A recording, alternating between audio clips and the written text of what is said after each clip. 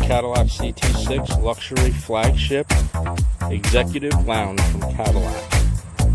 I'm going to do a full tutorial on this, all options, all features on this vehicle.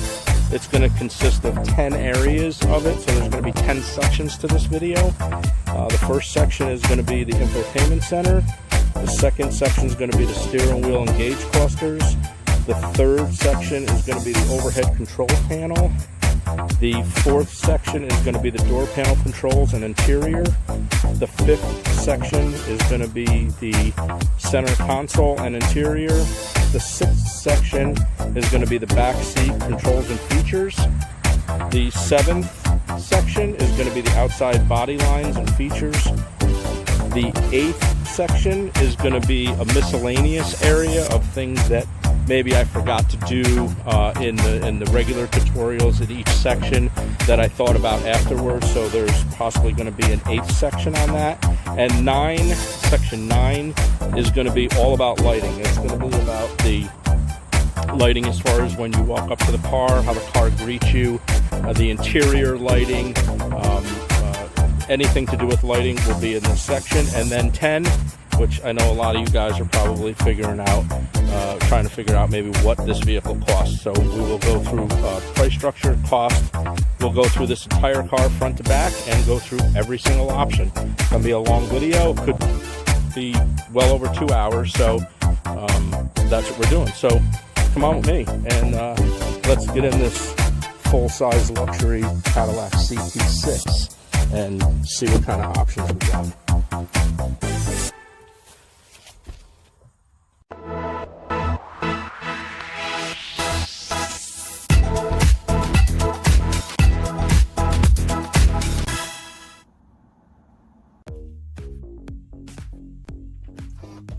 So this part of the tutorial is for the infotainment center.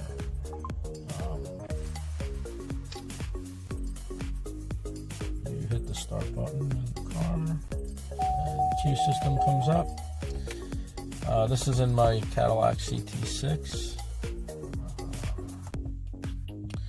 So wait for this to boot just a second, and I'll just walk you guys through some of the options, some of the features. Of course, we need to probably mute this because YouTube will probably ding me on this, so there won't be any music, unfortunately. But this is what the infotainment center looks like when you first boot the system up. Brings you up to your screen of I'm going to use I have a trackpad in this car, so you'll see this little green box kind of go all over the screen. And that's me just using a trackpad. We'll get to that a little bit later. But this is what it looks like. I'm also going to just point and use the trackpad at the same time on a lot of occasions here. So anyways, up here, now I have this hooked up to, Android Auto. So this is the symbol here for Android Auto. And this is what the system kind of looks like. So you're actually looking at the phone for the time over here, the temperature. That is coming strictly from the phone. That's not coming from the Q system because it's hooked up in Android Auto. And you know it's hooked up from Android Auto because this sign right here indicates, these two triangles indicate that your Android Auto is hooked up. Now, just before I get into a lot of this, I'm not going to get into every option in this because the tutorial would be like an hour and a half long to do this car, so I'm trying to kind of keep it cut down a little bit, but we all know with me how that runs, so we'll probably trying to keep this to a 45-minute video total for the entire car. So anyways, this is the icon for your Android Auto. So one thing I want to let you guys know is that if you connect your phone to the car, which you're able to obviously talk through your car, I like music constantly all the time. When you get a phone call, it actually eliminates the music in the car, and then you can only talk on speakerphone, basically. I don't like that. So what I've done to kind of manipulate that is I have a habit of saving all my old cell phones. So my cell phone before I came to the Samsung S10, which is what I'm filming this on right now, I came from an LG G6, which is a little bit outdated, but you know, again, I saved my phone. So what I did was hook up my LG G6 to Android Auto, and then I run the Android Auto end in that aspect, and then my hands are free for my S10, my Samsung S10, to use my Bluetooth and also have conversations at the car at the same time to get music in the background. I know that's a lot, but that's what you really have to do, because there's no other way to do it. I've put this car, this infotainment center, through horrible tests, actually. So, and that is the only way that you can do it. There's no way to manipulate the system except to run two cell phones at the same time. So, running one for Android Auto and running one phone for my own personal use. So, when I get into the infotainment center where it says, you know, phone calling and text messaging and stuff like that, you're going to see that none of that's hooked up, because I don't want stuff popping up on my screen, and I don't want my music muted through this whole thing. Unfortunately, I have to mute the music right now because I know either Facebook or YouTube will ding me on that and not allow me to do that. So anyways, just a little bit of brush up here. These icons up here that you see, this is your music button, this is a settings button, this is your phone button, which I don't know why I have that there, but that's your phone button. This is your Android Auto, and this will come on when I start the car, and this will give you all your climate controls, your air conditioning controls, and all that kind of thing. So anyways, your radio station, basically down here, if you hit your radio station, it goes to Sirius XM. If you hit it again, it goes to AM. If you hit it again, it goes back to your FM stations. Now, if I switch over to Android Auto, this is what the screen will look like. And just a heads up before I get into this, the trackpad on your Android Auto does not work. So you can't use the trackpad when you're running Android Auto. It's only for the Q system itself. So this is, again, what you're seeing is from my phone, so it's no different than looking on your phone. It's just projected up on this screen. So in here, if I go back, this is where all of your these are where all your options are. So this is running Spotify, iHeartRadio, Amazon Music, which you know, it's like every album you pay for that. I think it's like $7.99 a month. And then you have news, Pandora, a music library through Google. So there's lots of music. I'm into a lot of music, so I don't mind having a ton of music. But this is what the layout is here. You can also use the Maps button, which again is going to be coming off your phone, projected up on the screen, or you can use the Google Maps that's inside of the Q system, which is the Cadillac version of it. Both are fine. Haven't had any problems with either one of them. Just to let you see what the interfaces look like here. This is iHeart Music. This is what the interface with this looks like. We'll just go through a couple of interfaces here. This is Spotify. Recently played. We'll get to the home button.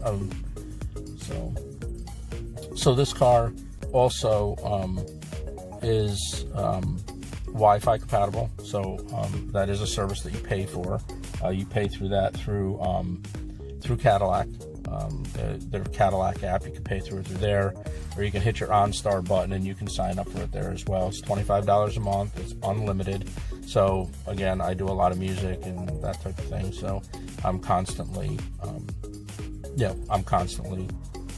it's worth it to me. I don't know how many gigs I may use, but this is the interface for Spotify. So we'll just give you a little brief thing. And then this is Amazon Music.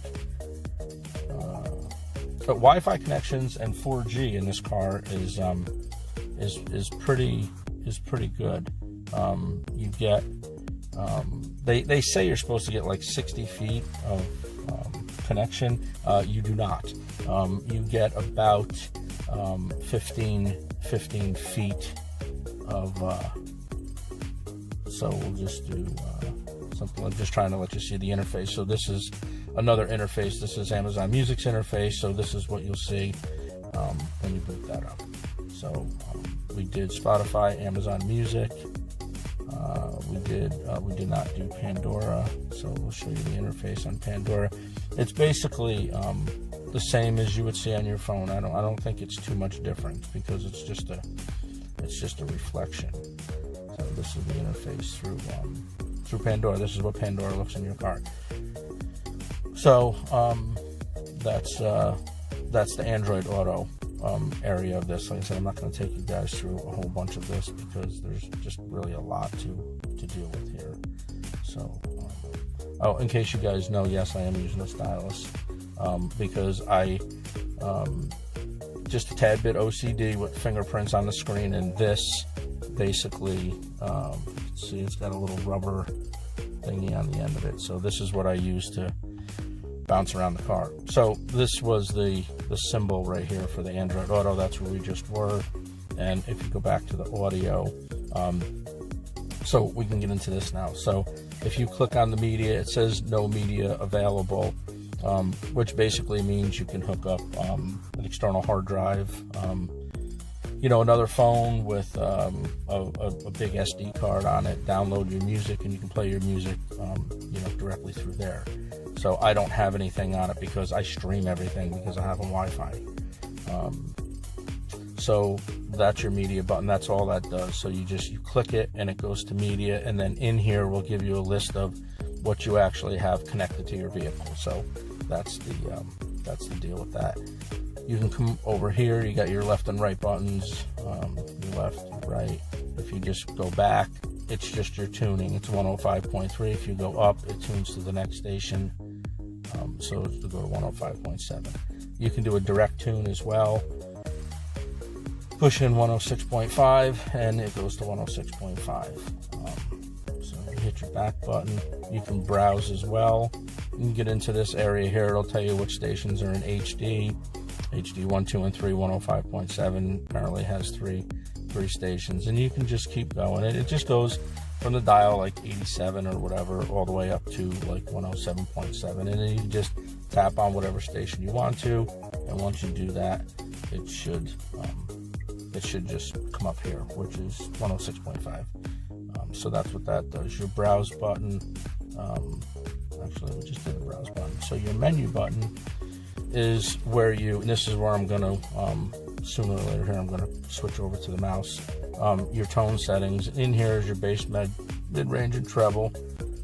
Pretty basic, actually. You can position the sound of the car over here, and you can customize it too for the driver, for the center point, or for the rear, or you can go to normal. I have it in normal, and I just back it off to the rear a little bit because the imaging is a little bit better. That's just how I like it. Everybody's got their own thing. This is just a really great option. This is Bose Autopilot. It does have a full Bose system in it, and you click it and it says off, and then you click it and it says on. I leave this on all the time, and the reason why I do that, what this feature actually does is when it recognizes a certain volume in the car. So if you're at a red light, the volume's pretty low. Once you get people talking, or you may have your windows open and road noise, Bose Autopilot automatically adjusts the volume to whatever volume you had it on. So say you had it on like number 5 to start out at. The road noise that you're getting in the car with the windows open, the volume will automatically raise and keep it the same level all the way around. So that's a great feature. I've not had that in my other car, but I do have it in this car, which is amazing. You can click on categories, and then you can pop, rock, talk, country. So if you click on any of these like rock, it'll give you all the stations that are listed in rock, so you don't have to go through the whole dial. But there's so many presets that you can do with this that it's just it's kind of amazing. And that's what we'll do. Your HD radio is on, RSDS is on, or RDS is on. updated station list. You know, you can press on that and it'll just update if there's any more or newer radio stations that come out. So we'll go back to the menu, and that's what's in the menu button. So if you get out of the menu button, now we're going to go over to, I'm going to use the trackpad here, so that you're going to see this little green thing here. If you click on settings in here, you have your time and date. You click on the set button, and of course it's just pretty, you know, it's exactly what it is. It's pretty straightforward. You can set the time, you can set the date, it does the same thing, and then you can set the clock. They're all pretty self-explanatory in that part. Although I did have a lot of trouble with some of this stuff in here, not all of it, but there's some stuff that was tricky. That's why I'm kind of walking through it for you guys. And you got 3 languages that you can click on as well. When the car speaks to you, you can have it in one of those modes, whatever you do. I do English, obviously. This mode here, valet mode, is a great mode. You click on valet mode, and in here, and I'm not going to put my password in, but like it says enter code to unlock. You put your 4-digit number in, and then you re-enter your number again. So if you have somebody driving your car, which I never do, but if you drop it off if you valet your car, or you just send it to a garage to get fixed, you bring it, you know, to the dealership, get your car fixed. What this does is it locks out the radio, where it's you can't use it, you can't adjust the volume, you can't unlock the glove compartment, you can't undo the trunk, you can't unlock the trunk. So it pretty much shuts everything down. I also believe, don't quote me on this, but I also believe they can't adjust like your heating settings and your air conditioning settings. So this is a pretty awesome thing. I actually like that valet mode, and I'm sure a lot of cars out there have it.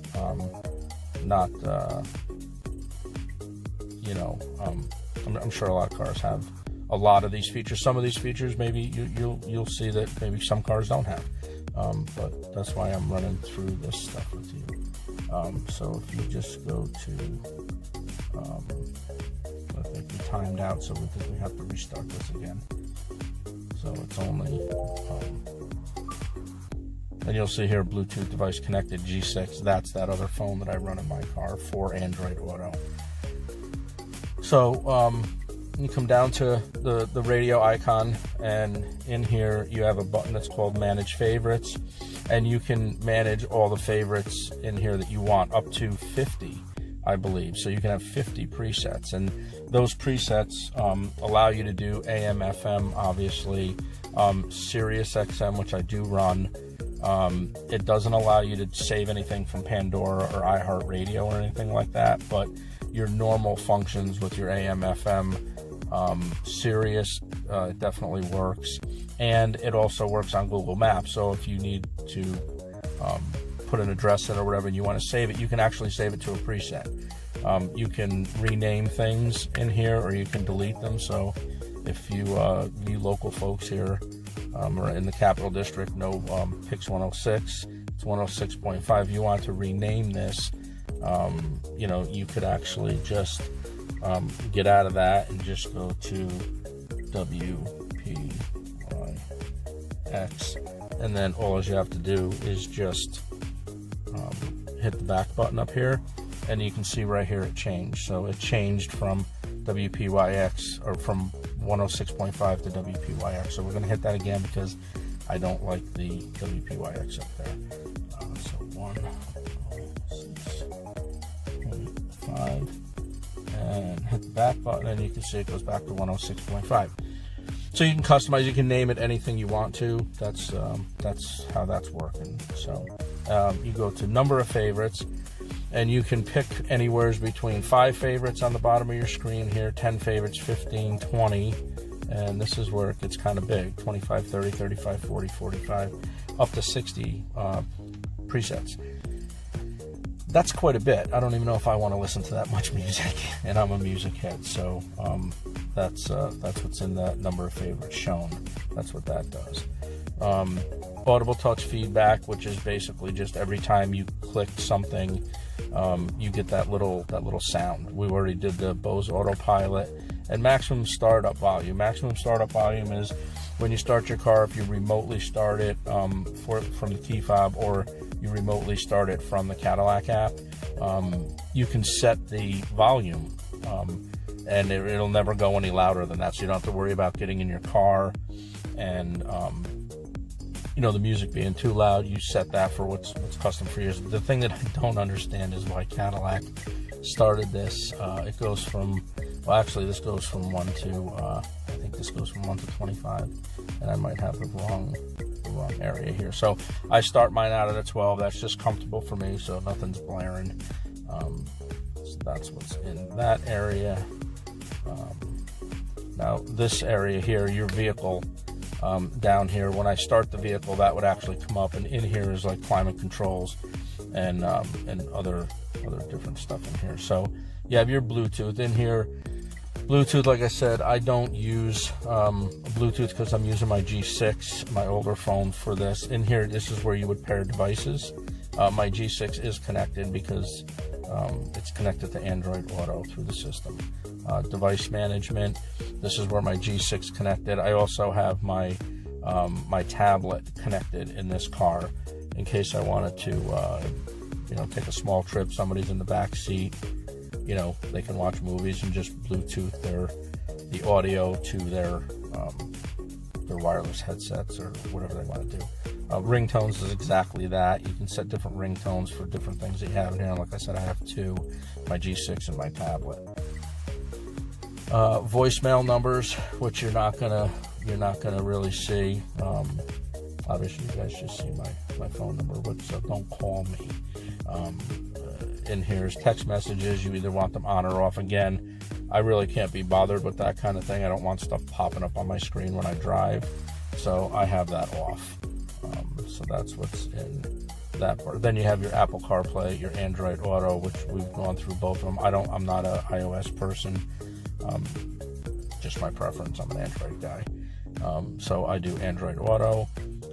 Voice, you have a confidence threshold, prompt length, audio feedback speed, and they're pretty much self-explanatory of exactly what they are.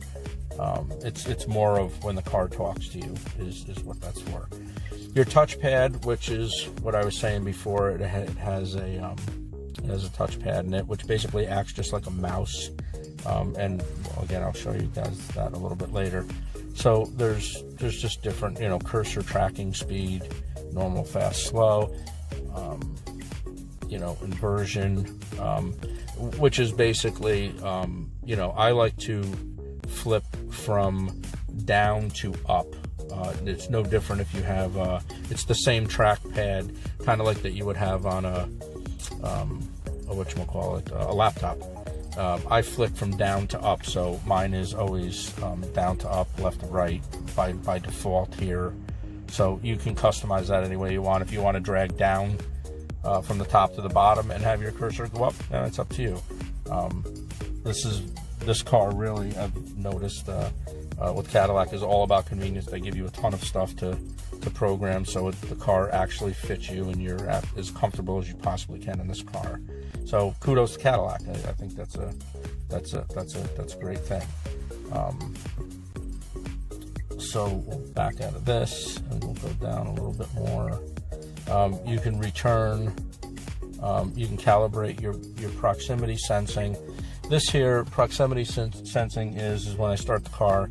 I'll show you guys that when your GPS comes up on this, down on the bottom of the screen, like down on this part of the screen, you have like your favorite radio station and stuff like that. What happens here with your proximity sensing is after like maybe 5 or 10 seconds, that whole bottom of that screen just kind of drops off and it shows more of the map. Now, when you put your fingers in front of it like this, what happens when it recognizes any kind of motion, those options on the bottom of that screen come up. So that's what your proximity sensing is, and I have that on through my GPS. You can turn off the display. You can also calibrate your screen. So if your screen's not reacting right, you can actually calibrate that. So cancel this. And we'll go back. And you can see this screen, the people complain about the queue system as far as being slow and dragging. I don't see that. It's pretty responsive.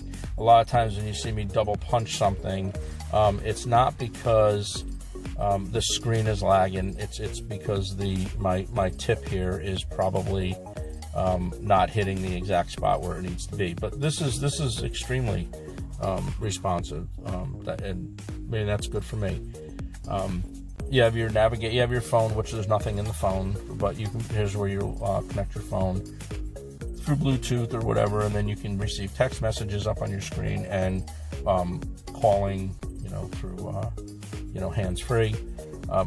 Again, over here's another text messaging thing. I have nothing loaded in there. I try to keep things as simple as I can. I try not to overload things. That's just who I am. But in here is your navigation, and here is where this whole thing with that proximity thing comes in. And I'll just give it a second. And I've never done this with the car off, just in a great, we got a bee in the car. And we'll see if that goes off. It'll turn off the bottom part of the screen. There it goes, right there. You see it fade away. Okay, so that's what the proximity option does. So what I was saying, when it recognizes your hand, if you want to see those things, all you have to do is you just have to swipe. You just have to put your hand next to the screen. And I'm pretty far away from the screen. I'm probably about 3 inches away from the screen.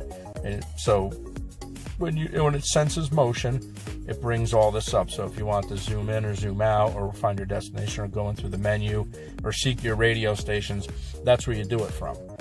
So that's pretty cool. It gives you more of a screen. So that's what your proximity is for. Let's back out of the navigation. Your settings, like I said, this is a setting button. We kind of just went through all this, so we will not go back in there. Android Auto, we've already discussed a lot of the Android Auto things with Pandora, Spotify, Amazon Music, all that kind of thing. In here is your weather. You just click on it, and again, this is running off the Wi-Fi up here. Here's your signal, just like your cell phone, and here's your 4G LTE. So this is what this is doing. Obviously, I'm in Saratoga Springs right now, and it just gives you the forecast. If you tap on one of the, time to reboot the car. Sorry about that. Okay, so once you do this, it'll give you a 5-day forecast, or it'll give you an hourly forecast. You can go to your location. So if you click on, so this is, it'll give you your weather basically,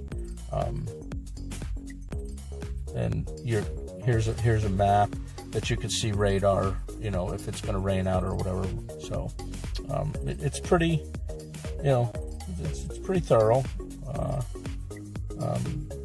Don't know if it's the exact best system out there, but it does get you by. I'm pleased with it. I'm happy with it. Here is your OnStar button. That is a subscription that's probably not activating because my car is actually not running right now. But you have your OnStar button. I think that's like, what is that? I'm trying to figure out how much that is a month. I don't even know, because they gave me a trial period right now. And cameras, this car has 5 cameras in it. It has one in the front bumper, one under each side mirror, and it has 2 in the rear.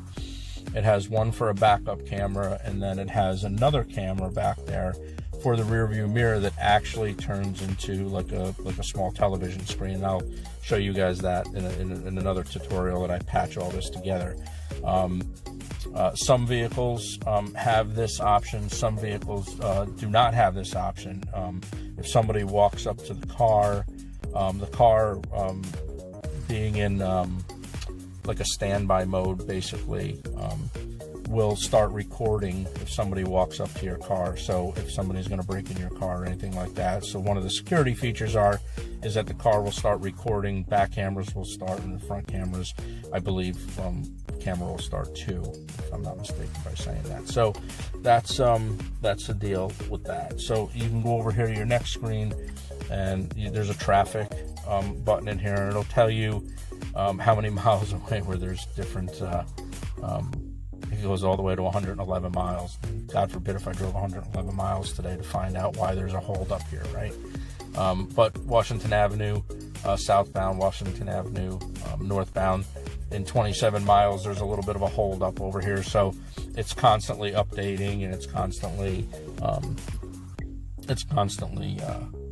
updating you. So no matter where you go, you got everything basically at your fingertips in this car. And like I said, kudos to Cadillac. Cadillac did an awesome job with this car. I think most of you guys know that I've searched for a car for about a year. And this is the vehicle that I decided to go with. So anyways, let's shut that off. So here's your climate area. Your climate is off right now, but if I turned it on, this is what the climate, you're going to hear the air come on now. So and in here it's the same thing as if you had buttons on your dashboard. Just your airflow a certain way, your fan speeds. It's got dual climate control for the front seats, and your fan speeds. It's on auto. It's on air conditioning right now, and you can also sync this as well. So if you hit the sync button, basically when you hit one button, both sides adjust the same. That is what that's for. So let's turn this off. So I'm sure that's pretty loud for you guys. Over here, this here is your auto stop. I never, ever really used this. It actually baffled me one day when I first got the car. I've had the car for like 6 weeks now. And I pulled up to a red light and I realized I didn't have any oil pressure, and I was wondering why. And it's because of this button right here. So if anybody buys one of these cars, this button here, every time I get in it, I turn this off. I just click it and that little amber button goes away, because every single time that you pull up to a red light, that is going to shut your car off, and then as soon as you let off the brake, it's going to restart your car. Now that's streamless. That's absolutely flawless. You can't feel it. You just notice on your dashboard that you have no oil pressure. So that's what that button's for. So don't think that you can't turn that on and off. Trick is here is that every time you start your car, you have to turn that off. That is on by default by Cadillac. This button here, this is your assist parking, which basically means this car will park itself. If you turn this feature on, it says that it's because I'm not rolling. That's the reason why. But this is a park assist. So if you're going through a parking lot and you want to parallel park on either side, like left or right side, you put your directional on to the left, put your directional light on to the right, and this will find a parking spot for you, and then you just let your hands off the wheel and the car will parallel park itself, or horizontally park itself as well. So this will do both options here. I've driven cars that were like a hands-free parking thing, so to me I actually like that. People that use it for the first time, you might find that a little bit weird, but it does work, and it does work well. As long as you're in between two cars, it works well. If you're in an open parking lot and it senses different lines through the parking lot, it will definitely park the car like probably either on the line or over the line. So it's not that the system's not working, it's just it doesn't recognize anything on the left or right. So don't be alarmed with that, and use that. That's a great feature.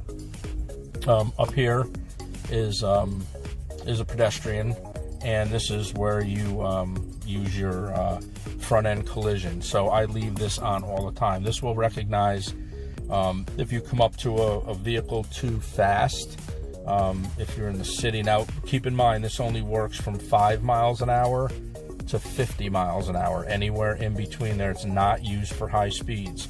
So if you riding through a park and a pedestrian walks out in a crosswalk, this car will actually apply the brakes and stop itself.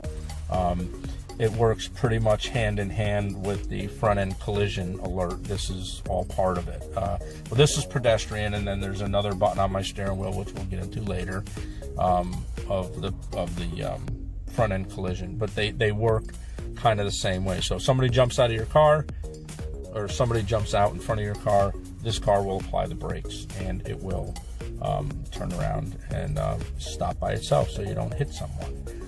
So that's what this option's for.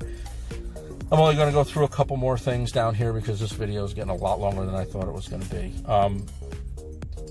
Here we go with, let me get out of this and let me go back to audio. So if you're in the audio mode and you're running an FM station or whatever station, actually, Sirius XM, doesn't matter. Over here is, you have an actual button. I don't know if you can see that. I don't think you guys can see that. Here we go. Okay, so down here, this is a mute button. When you hit the mute button, it'll tell you that your car is muted, and you'll get a little red X right up here. Car is muted. The really neat thing about this is that you don't have to turn a knob or swipe something to turn your volume down. If you need to talk right away, you just hit your mute button. That's actually a good feature. They also give you a volume control button right here. It's not a button, it's just a slider. So you just slide your finger like this, and then slide your finger down. And it's very luxurious. This car is just great. I actually love my car. And then over here they give you a home button. You click the home button and it brings you back to your infotainment center. So you know, that's where that's pretty much the wrap up on the infotainment center. Oh, one other thing, your hazards are over here. So if you hit this button over here, this red triangle, that's your hazards. There's no other way of turning on your hazards in this vehicle. The other thing is, and I'm trying to get this back to where it was. If you look at the glove compartment does not have a handle on it. It does not have a lock on it. That was very odd when I got this car, because like probably 90% of the other people on the planet, we always had either a key or a little lift handle or something like that in your glove box. This does not have that. The way that you open up this glove compartment is you actually come up here and you actually hit the glove box.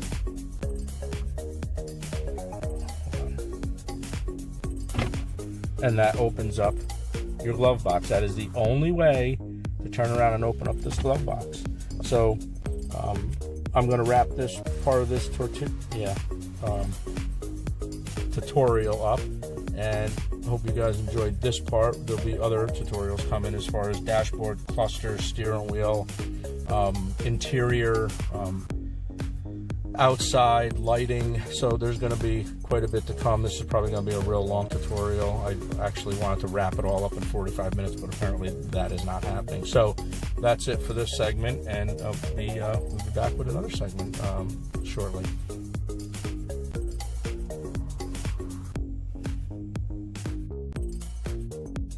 Okay, so I just want to take you guys through one more area of this infotainment center. I know this is getting to be a little bit long, but one more area, and this is all HVAC system and ventilated seats and different programming and something like that. So anyways, you go to your settings button and you come down here, and you're going to tap on the vehicle selection here. Now you're going to hear a little, every time I hit this trackpad down here, you're going to hear it, a little bit of a noise, because that's just what it does. And that green box that's around everything is the reason for the trackpad. Anyways, so we're going to start out at climate. There's an option called climate and air quality. You click on that, and then in here there's options in here, which is auto fan speed. This option is used for when you program your air conditioning to come on when you remotely start your car, how high the fan will start out. So you have high, medium, and low. That's what that's for. You go down one more. You have your air quality sensor. You can have it off, you can have it on low, or you can have it on high. I have mine set on low. The lower you set it, the less that you have to change your air filter for the air quality inside the cabin. Set it on high. Obviously, it's like an air filter inside your house or your apartment. The more clogged up it gets clogged up faster. There's a sensor in there that tells you, hey, it's time to change your filter. So that's what that's for. You can also turn that option off. This just filters out any pollen, any kind of dust or anything that may get in your car, so your air quality is a little bit better. Here you come down to auto heated seats. I have mine off at this moment because it's summertime, but in the wintertime I will come over here and I will tap on, which means that when I remotely start my car and I have my HVAC system on auto and I have it set to a certain temperature, the car gets to be a certain temperature and the heated seats automatically come on as well. So that's what this feature's for, but it's off right now, like I said, because it's summertime. Go down to auto defog. This is pretty self-explanatory. It just auto defogs all your windows inside the cabin. And then you go down to auto rear defog. When you remotely start your car, once again, you come in here and your rear defogger automatically comes on. So when you start the car and it's cold out, your heated seats come on. Whatever temperature you have the cabin set at, as far as 68 degrees, 70 degrees, whatever it may be, that will automatically come on as well. And your auto defog for your rear windshield will come on, which automatically activates the heated mirrors as well. So it's one push of a button does like 4 or 5 different things. So we'll get out of this area and we'll go into the next area, which is collision and detection systems. And you come in here and you have a choice of either your safety alert seat for your alert, or you can have beeps. I prefer the safety alert seat. That's why I have that checked. And what that does is anytime that there's an alert, it'll actually vibrate the seat, the driver's seat, to let you know, instead of getting that interruption of beeps in your car all the time. It's just what I prefer. Other people may want the beeps, and that's fine. But I turn around and I actually like the seat to vibrate a little bit. So, and that vibrates in different ways too. Cadillac gives you, if there's an alert ahead of pedestrian or something like that, the whole seat will vibrate. If you're pulling out of if you're backing out of a parking spot, if you have somebody on the left-hand side of your car that it recognizes, the left side of the seat will vibrate. If you have somebody coming off to the right side of your car walking behind you, the right side of the seat will beep. So it all depends on, you know, where it's locating the issue, basically a person or another vehicle. So that's what that's for. Forward collision, pretty self-explanatory. It has a forward collision system built in the car. So this just detects pedestrians. So if a pedestrian walked out, like I explained just a little bit ago, pedestrian walked out in front of the car, you can either have this option off, or you can have it just send an alert, which would be either your seat or beeps, or you can have it alert and brake. I have it set to alert and brake. I believe in using every option, every feature in a vehicle. That's just me. That's why you buy a vehicle with all these options in it, because you want to use it. So I have it set to alert and brake, and what that will do, if it detects a pedestrian, you have to be a minimum of 5 miles an hour. If it detects a pedestrian, it'll automatically brake and stop the car. And after that, if it doesn't recognize that you hit the gas or you've hit the brake, what it'll do is it'll automatically put your parking brake on for you as well. So you don't hit nobody in front of you. Rear cross traffic, it's the same thing as the pedestrian. You know, like a lot of other cars out there today, there's sensors all the way around the car. So if you're backing out of a parking spot, your rear cross traffic alert will vibrate your seat, because that's how I have mine set up. And it's just exactly how I said. If there's somebody coming off to the right side of your car walking by you with a grocery cart, the right side of your car of your seat will vibrate. Same thing if you have somebody coming off to the left side of your car. Or you can shut that option off if you don't want it. That's totally up to you. Lane change alert, same thing. This is we used to call it a bliss system years ago. I think they changed it. I'm not exactly. I believe just Cadillac just named it lane change alert. And it's like probably every other car that's out there right now. There's a little star in the window that lights up. So if it detects a car coming up alongside you, obviously it's going to light up that little star on the rear view mirror, or I'm sorry, on the side mirrors. At the same time, if you put your directional light on, that star will rapidly blink to let you know that there's somebody in your blind side if you don't look over at your mirror and see that the blind side detection is on. So that's what that's for. Again, pretty self-explanatory on that. So there's some a couple of things there that we touch on. And then you have comfort and convenience. In here you have an easy exit option. You can turn it off or you can turn it on, and simply what this means is this works hand in hand with your key fob and your memory seats. Passenger and driver has 2 memory seating positions that you can program, and then it also has an easy exit button, which I will show you when I go through the car and give you more details on that, doing doors and panels and other things that are in the car. And you can program your seat to like move up and push your tilt steering wheel in and your telescopic wheel in and your wheel up.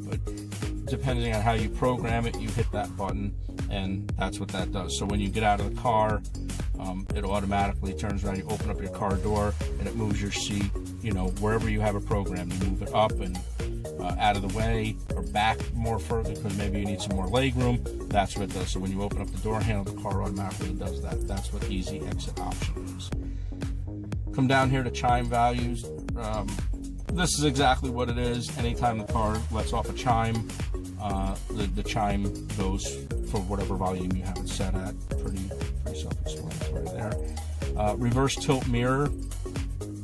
You can have this option off. You can have it on for the driver and passenger, on for the driver, or on for just the passenger. What this option does is when you put your car in reverse, if you have the driver and passenger on, both of your side mirrors will tilt down towards the ground so you can see the lines that you're backing up into. It's just another kind of a safety issue. And again, you can just have the driver side do it, just the passenger do it, or you can have the driver and passenger do it at the same time. Come down here to auto mirror folding.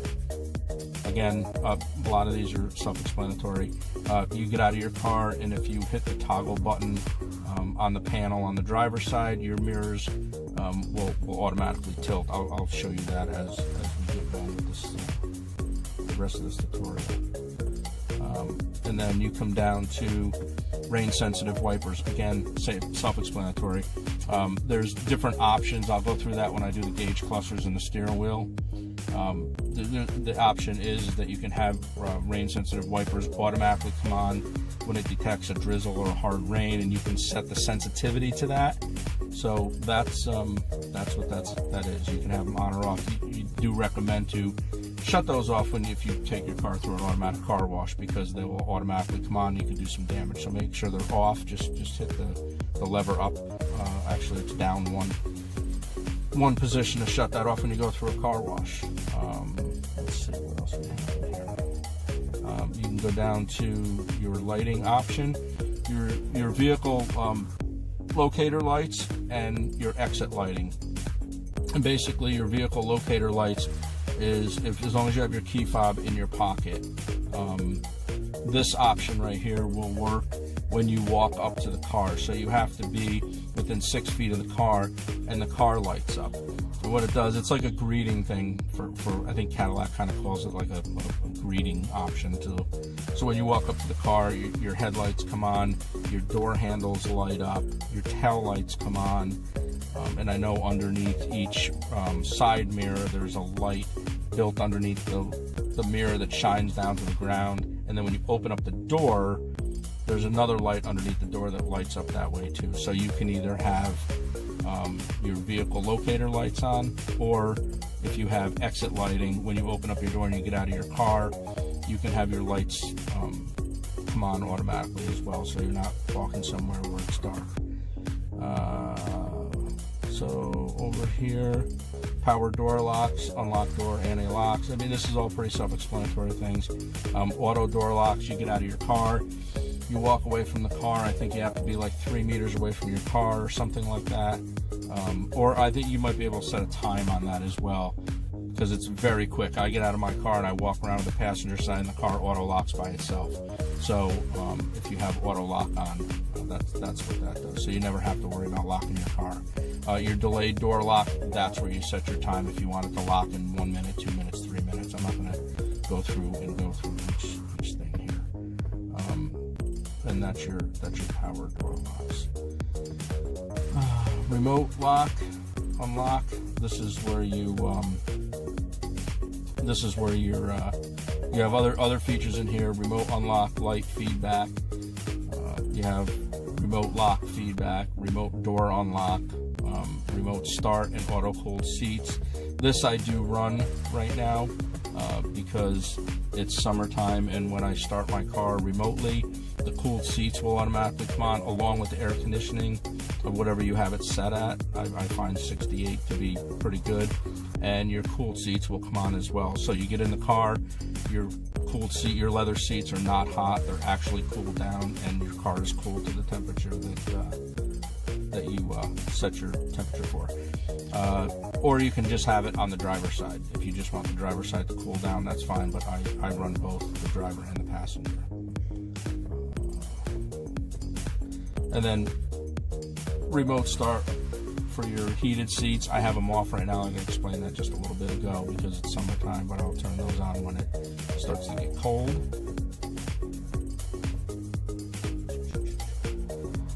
Remote window operation. Remote window operation is, and I'll give a little bit on this a little bit later, that if you don't run your air conditioning and you don't want to actually start your car, but you want to let the hot air out of your car, the key fob, if you hold the unlock button down for I think 3 seconds, all 4 of your windows will drop simultaneously. So that's a really good feature. You can just let all the hot air out of your car. Again, Cadillac does this this is all convenience in this car. There's just a lot to it, which is really cool. Passive door unlock, passive door lock, remote left in the vehicle. You leave the remote in the vehicle, there's no way that the car will lock, and it'll beep like 3 times. It'll just give you a real quick 3-chime beep through the horn to let you know that the key fob is still in the car, so you can't lock your keys in the car, or your key fob in the car. That's about it, I think, on this. Yeah, that's it on this. So that pretty much sums up what the infotainment center does. Lots of options. You can customize this car to anything that you really want it to do. So I'm going to end this segment on the infotainment center. Hopefully I covered most of it. You know, I just want to do one more thing here. And this is Cadillac gives you, like I said, a lot of options, which is great, but they do give you a lot of options. And you've seen me play with the trackpad on this because you've heard it through the thing. So here is this is the trackpad. This is what I keep using right here. So every time I move this up here, this will move, and this is what the trackpad does. Now the trackpad is actually really cool, and it also has a back button right here. So if you hit the back button, you can actually go back to whatever you want to do. But what I do want to show you is Cadillac gives you the options of actually 3 ways to do this. Once your auto is going to maybe get a little bit loud, but you can control your. I'm sorry, this is blurry. I'm just realizing how blurry this is, and I don't know why. There we go. You can control your HVAC system through this panel right here, and you can adjust it going down, going up. You can adjust your fan speed in the middle here, and you can see it up on the infotainment center going to 6 and so on and so forth. And you have your auto button, which I use all the time. You have your circulating, you can turn it off. You have a front defogger and a rear defogger, and then over here, if you see, you have, this is where your cooled seats are. So you turn your cooled seats on here, and you'll see it'll light up blue, and you have your 3 dots up here. The more you push this, the dots will go away. It's still less cooling for your seat. So, but obviously I always keep mine on high. And then if you shut this off, this next button right here, this indicates your heated seat. So if you turn this on, you see it turns red. You got a choice of either having the seat and the reclining part on, or you can just have the reclining part on. So it's your choice. And again, just click this and you turn everything off. Up here, let me see if I can get to it like really quick. If you go over to climate, so this is where you can do three things. You can adjust it either by the trackpad here, and you can see that anytime you see that green box going around, you're actually using your trackpad. So Cadillac gives you the option of using the trackpad, and you're probably never going to see me do this again because I hate fingerprints. So there's one way to use it, which is through the trackpad. And then the second way to adjust your HVAC system is what I just went through, which is right here. You can adjust it there, and Cadillac gives you an option to actually tap on the screen, and you can use that accordingly. Fan speeds up, fan speeds down, if you're on AC or anything. So really, in theory, again, it's all about convenience. You know, if you don't like to do it one way, or somebody likes to do it another way, or you want to trackpad the whole thing, you can do that. Cadillac gives you that option, and I think that's great. The more options, the better. So I'm going to do the next segment should be on instrument clusters and steering wheel. So we'll start that in just a second.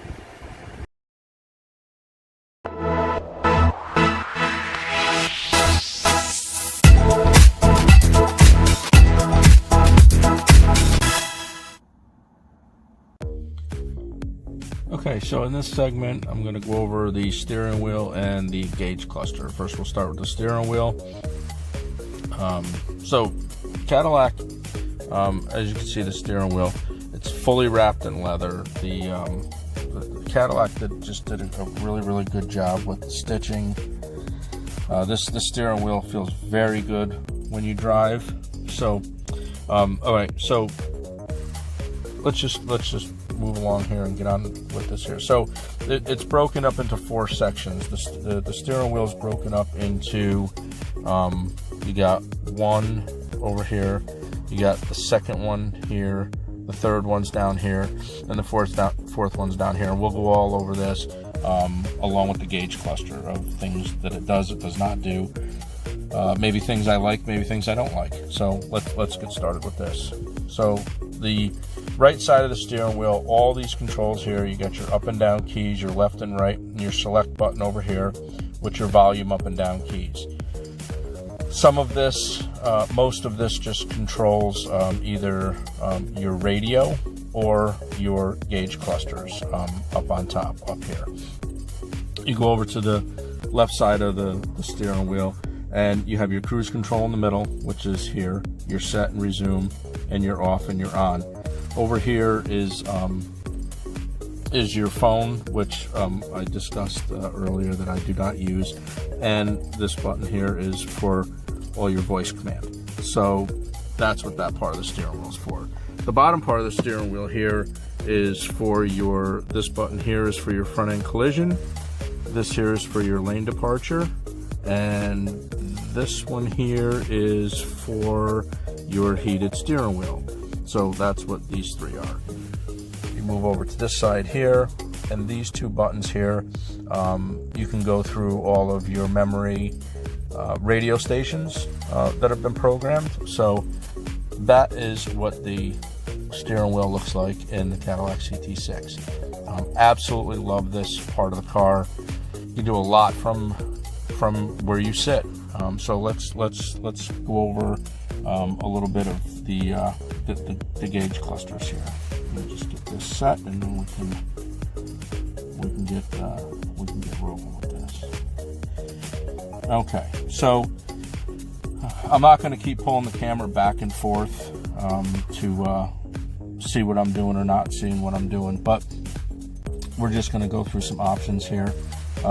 This gauge cluster, you have an info tab, you have an audio tab, you have a phone tab, you have a navigation tab, and you have option tabs. So if you go up to the top and you hit info, basically what that does is it gives you all of your information here. Now all this can be changed. This is just how I have it programmed right now.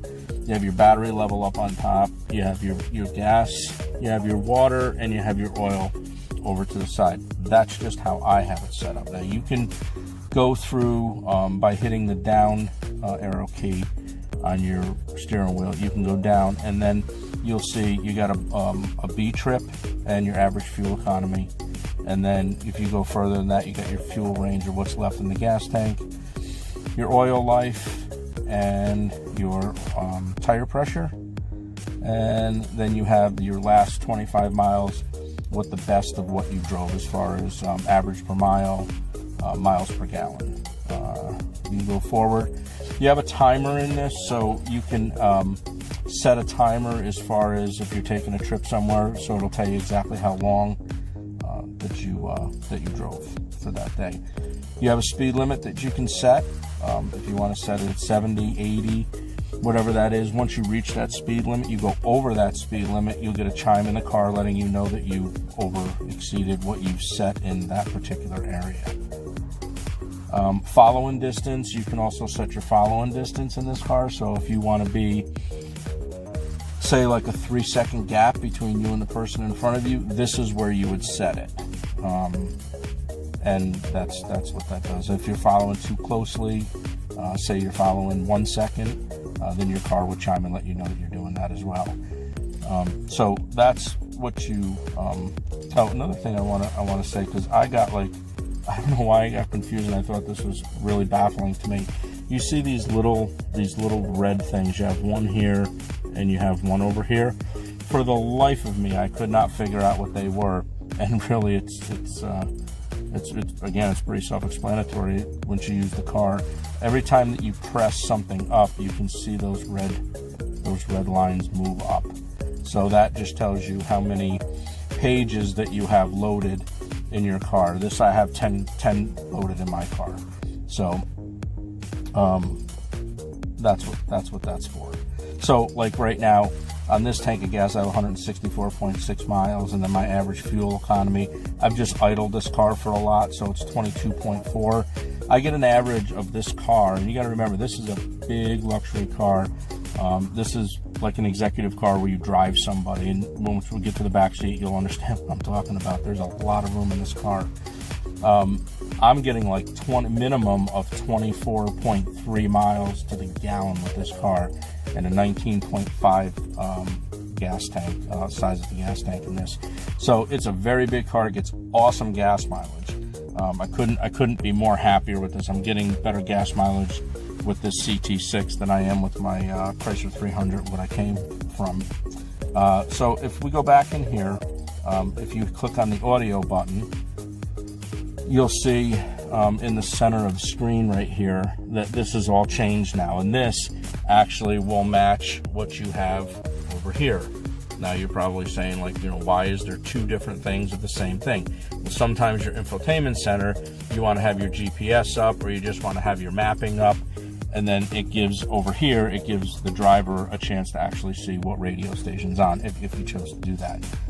So that's a pretty neat function. I have nothing loaded in my phone, but if I did and you press this, you would say it says no phone connected, because like I explained when I was doing the infotainment center, I run 2 phones in this car, and I don't want my Rolodex up on my screens or anything like that. But all this information would come up here if you had a phone connected to your car via Bluetooth. That's what that is. Here, if you click on your nav, say you want your, and I'm in the middle of nowhere right now, that's why the navigation's showing nothing. It just shows like a big green dot with one little road to the side there. And again, it's the reverse of what I just said just earlier. If, say, I want my radio station up here on my infotainment center. So if I want my radio station up here, the driver can always have the nav over here. And so I think that's really neat. I think Cadillac's done a really good job with putting the options in this car for comfort and convenience. I think it's awesome. So you get in here. In this screen here, you'll see where it says standard. If you click over to the side, you can actually change this whole top part here, and you can change this whole inside part there. So to do that, it's in the standard mode. You click on standard to the right, and you click on technology, click your select button, and then you'll see how the dashboard changes. And in here, you can set, whatever you want. Now your gas needle is over here, your water level temperature gauge is over there, and your compass now is in the middle. So if we go back over here and you go on information, now you'll see where it changes. It keeps the same cluster up on top here instead of all the gauges, because we switched it over to technology. And now we can still change this part independently from the top part, which is really neat. You customize it to whatever you want to. So that's what it pretty much that's what it shows, and that's you can play with that, and you can do just about what you can customize that to whatever you want. Now let's go back down here. We'll go back to the wheel, and here I explained that these are the buttons that I were just using right here. I was using these to control the gauge clusters here. You come over here, and you can also voice command this car, which a lot of cars you can voice command today, but I just figured I'd walk you through it just a little bit. Now, if you look over here to the infotainment center, it says 106.5 for the radio. So what we're going to do is we're going to change it, and we're going to click the voice command. Say a command or say help. Tune to 105.7. Tune to 105.7 FM. Is that correct? Yes. Tuning. And that's what it does. So it's not rocket science, but it is a good convenience.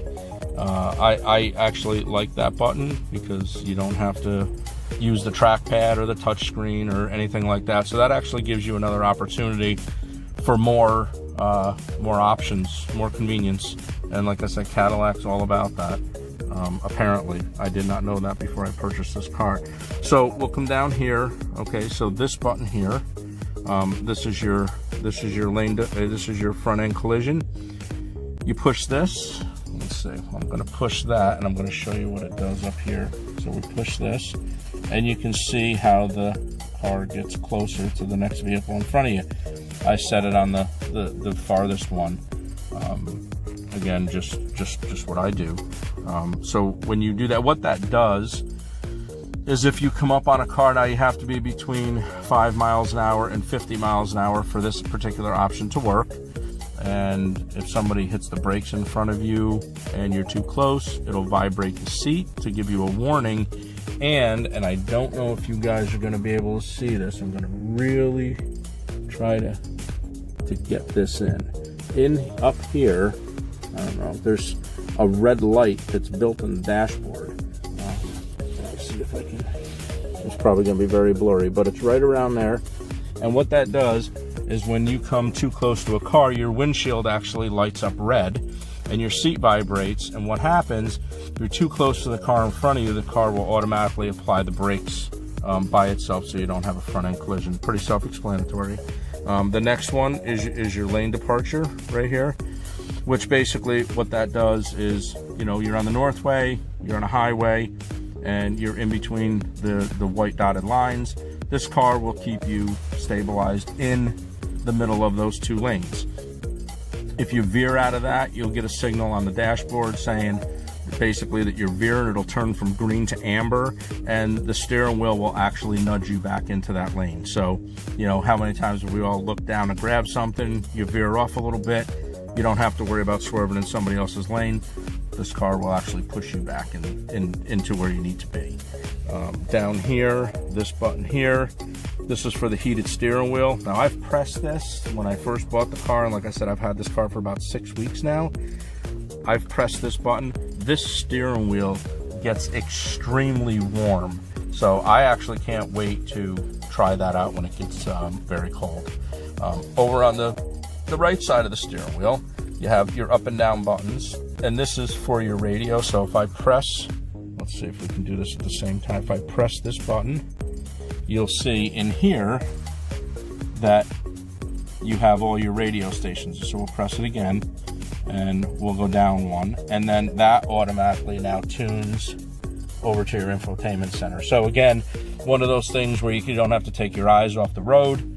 You turn around and you can just control everything from the cockpit of this car. Absolutely love this car. I know I'm going to say this probably about 15 times while we're doing this little tutorial.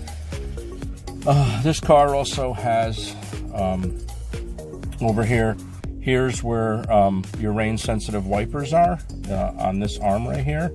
So you have high, low, auto, off, and one time. Again, pretty self-explanatory. I have it set to auto right now, so if it senses rain, the windshield wipers will automatically come on when needed. It'll also adjust the speed of the windshield wipers as well. If you want to wash your windows, you take this knob right here and twist it down, and that will wash your windows. Now, there's another one on the other side over here. I don't know if you can see that very good, but this is where your auto headlights are.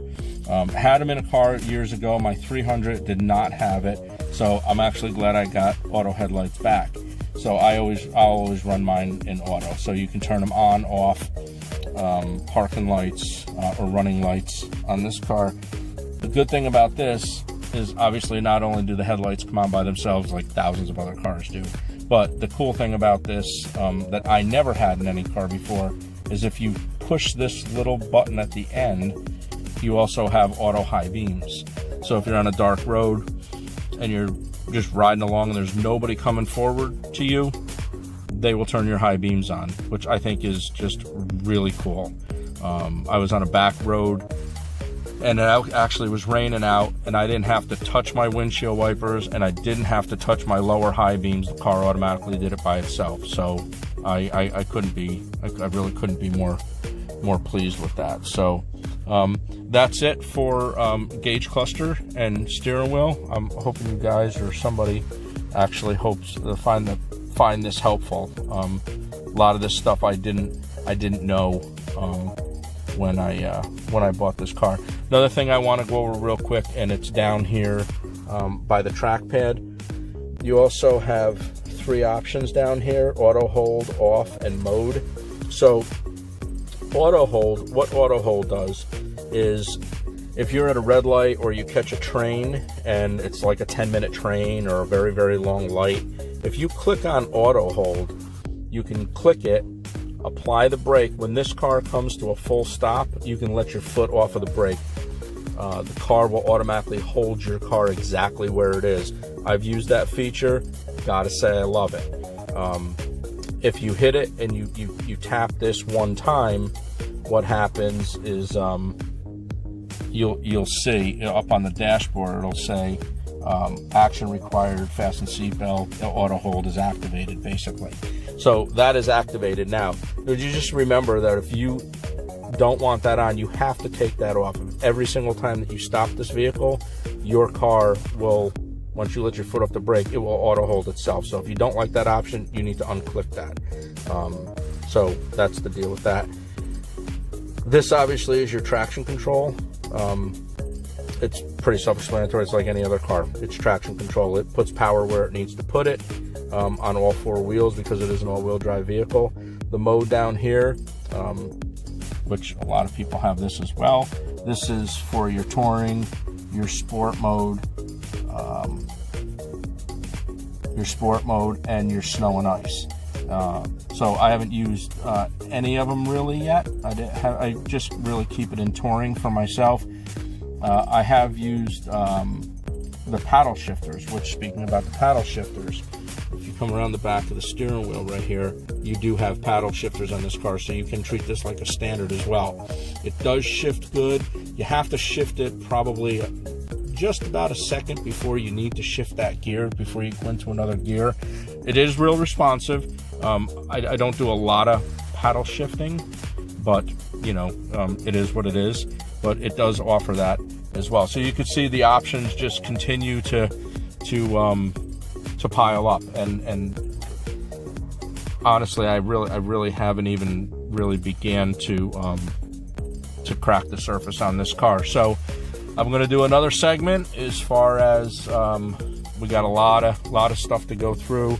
We got the door panel over here to do. We've got we've got another center that's up above my head to go through. We've got all the storage in this car to go through. So we have some other stuff to go through, and we'll do that in another segment. So hopefully you guys are enjoying this, and you know, if you guys got any questions, you can absolutely ask me. If I don't know, we'll find the answer. So that's it for right now, but I will be back very shortly.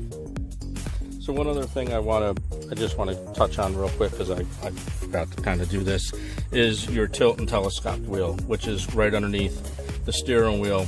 Really self-explanatory. You go in and out for the telescope steering wheel, and you go up and down for your tilt steering wheel. So here's another thing I want to touch on too. You have your resume button and you have your set button for your cruise control. I don't know how many cars do this or not. I know my last car did not do this. When you set your cruise at 65, we'll just use that as a round number, there's actually two positions. There's one position and there's two positions. So when you push down, you'll feel it click. That's the first position. And when you push it down again, that's actually the second position. So what this does, and it works together, they both kind of do the same thing. So if you set your cruise at 65 and you want to go 1 mile an hour more, you just click it the one time. If you click this button twice, the car will accelerate 5 miles an hour, which I thought was weird because I hit that the first time when I got the car, and the car kind of took off a little bit. So that's actually what that does. So, and if you click this button one time, you'll decrease your speed by 1 mile an hour. And if you click it all the way down to the second position, at that point, it'll decrease your speed 5 miles an hour. So that's what that does. I've never had it before. Maybe a lot of you guys have it now. I've not had it before. So just a little heads up that if somebody purchased a vehicle like this and you clicked it all the way down, don't panic. It's going to go up 5 miles an hour and down 5 miles an hour, you know, depending on if it's the first click that you do or the second click that you do.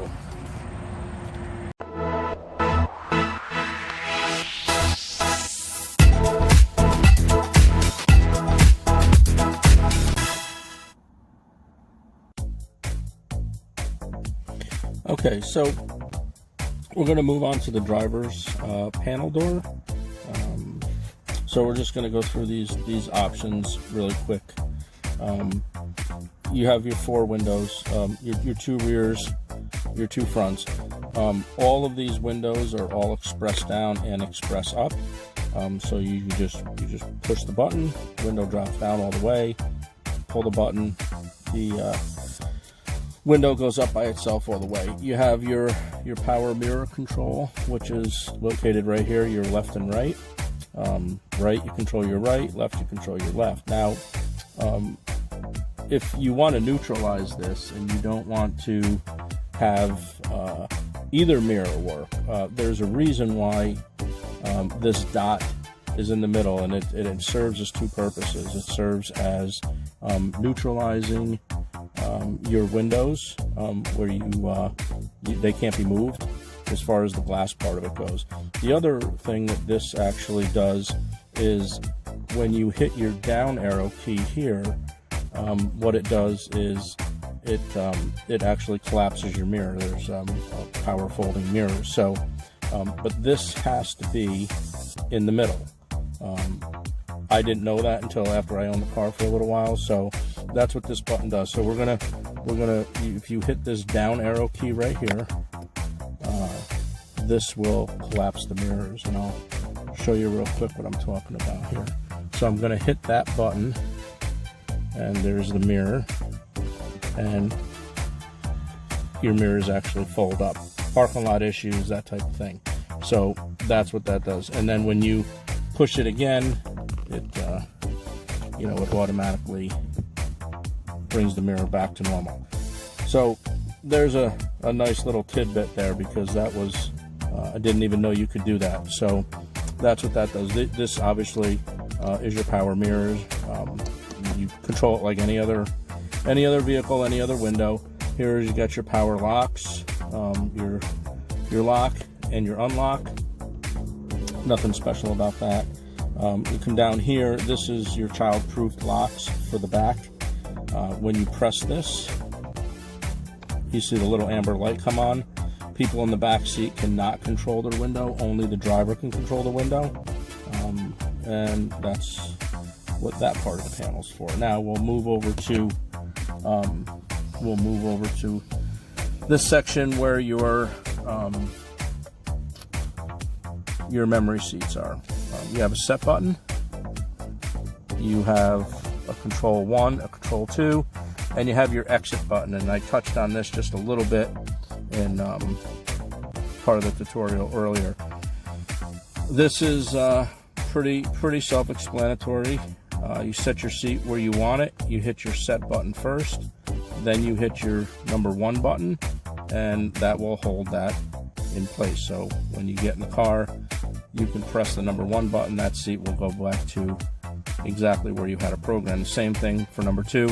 You do the same thing for here. Now your exit button, when you get out of the car, you set your seat where you want it. If you need more leg room to get out, if you have a bad back or arthritis or whatever, as I guess we're all getting older, you can set this button here to recline your seat, push it up, retract your telescope wheel, your tilt wheel, any of those options that you program, and you hit your exit button on the way out. It'll give you more room basically to get out. Now, another thing I want to touch on with this set of buttons that absolutely drove me nuts. I read in the manual that you could get in the car, hit the start button, and your seat would automatically adjust to your position. Now, the thing, I don't know if any other cars it acts like this or not, I don't know. But this car came with 2 key fobs, obviously. So I was always wondering why the seat wasn't adjusting when I hit the start button. And it's because it recognizes this car. I don't know if all cars are like this, but Cadillac does this. The car actually, when you hit the start button, recognizes what key fob you have. So if you have key fob number 1, but you programmed it to key fob number 2 at the time you had that particular key fob in the car, then you have to have that particular key fob in the car. So if you programmed it with number 2, you have to have the second key fob in the car because it automatically recognizes that. So that drove me nuts for probably about 3 weeks. So there's another little tidbit there that helped me out a lot after a while. So we'll move up to this area of the door panel. A lot of people say that Cadillac kind of bit this off of the Mercedes-Benz, which Mercedes did have and does have this kind of layout. They have had it for quite some time. These are your power seats, obviously. You tilt forward here. You can recline it here as well. You can push your seat forward and reverse, and you can bring your legs up here or bring your legs down here. That's what this L-shaped bracket is. This took a little bit getting used to because I always had my my seat controls down on the side of my seat on the left side, which probably a lot of people have. Move over here. This is your lumbar support. It's exactly what it is. Nothing fancy about this. You go up. You can move the lumbar adjustment up your seat depending on where you want it on your back. Same thing here. If it's too high, you hit this arrow key and it drops the lumbar seat to whatever's comfortable for you. This is the lumbar out, so this will extract it out and give you more of a bump on the back of your seat, and this here will kind of neutralize it, and you can bring it all the way back in so you don't so you don't have any lumbar, basically. Down here, I don't know if you're going to see, I'm going to have to probably open up the door for this, but down here is your trunk release. Now, Cadillac appears to do things in threes. This is one of the things that they do in threes. So when you hit this button, obviously your trunk will open up. I had a problem with this because it wasn't very clear in the manual. I figured that if you just hit the button, that your trunk would go down automatically. That's not the case. You have to hit that button until you hear a beep. So I'm gonna open up the trunk, and I know you can't see it, but I'm gonna give you the beep that you actually hear. So if you hit the button, it only drops a little bit. If you let it go, it stops. So we're gonna hit the button again until it beeps. That beep that you heard says that your trunk is closed and it's secure. That drove me, another thing about this car that drove me nuts that I just couldn't figure out no matter what I did with it. So that's how that works. So make sure that if you're closing your trunk from inside the cabin, that you hold your finger on that button until you hear that beep. So that's what that part is about. So I'm gonna kind of jump out here because I'm gonna do two things on a whatchamacallit here. So this door panel, I mean, obviously I bought the car, so I absolutely love this door panel. There's all leather. This is all leather here. This is all real wood grain. You got leather inserts here, leather armrest as well.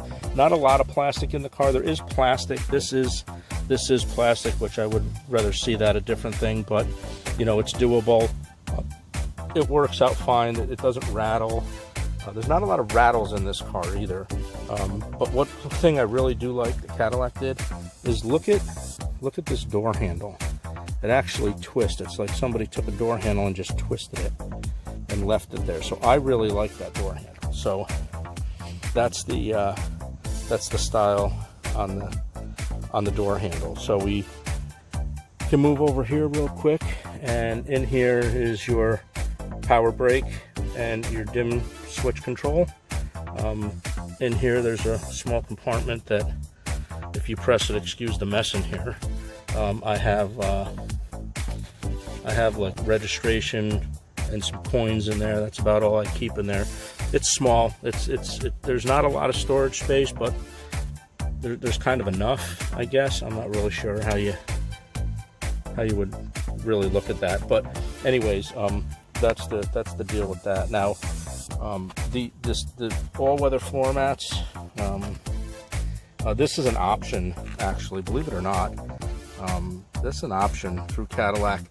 This option is going to cost you, like, I believe it's $160 for these all-weather floor mats. So if you wanted them, that's what they are. If not, they do come with standard carpet. I have these in there just because they're much easier to clean. Come over here to the seats, and the seats these are very comfortable seats. I don't know how much of this you can actually see. Maybe if I do something like this.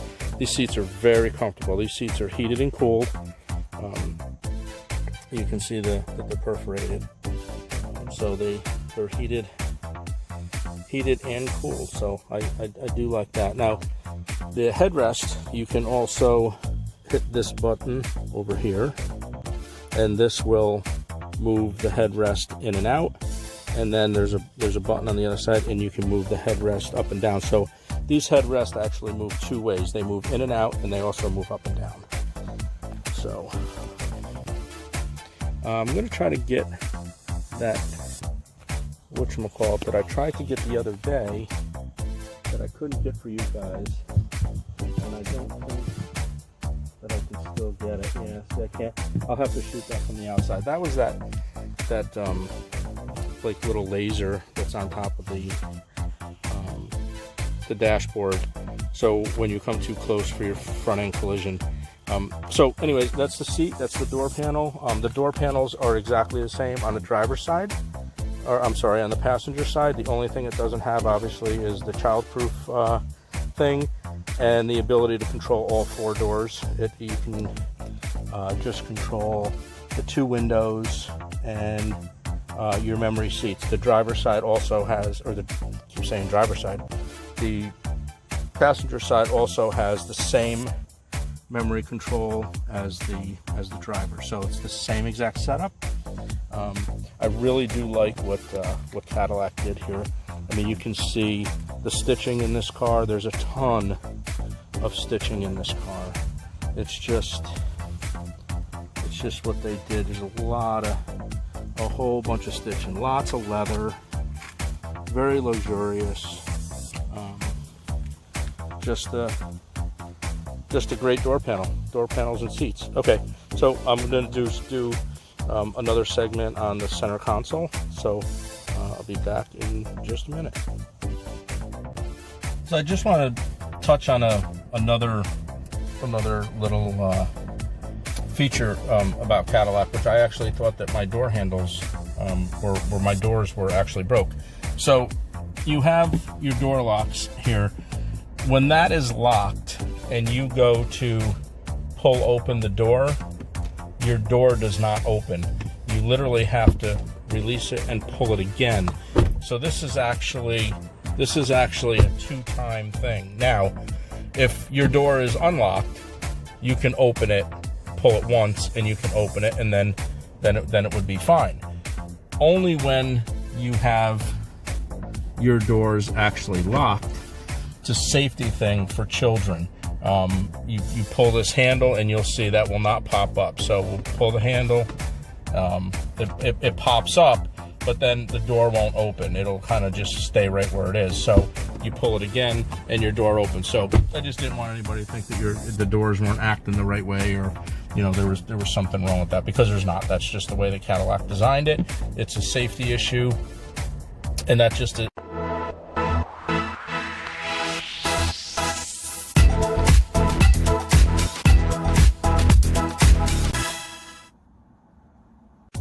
Okay, so this is the center console.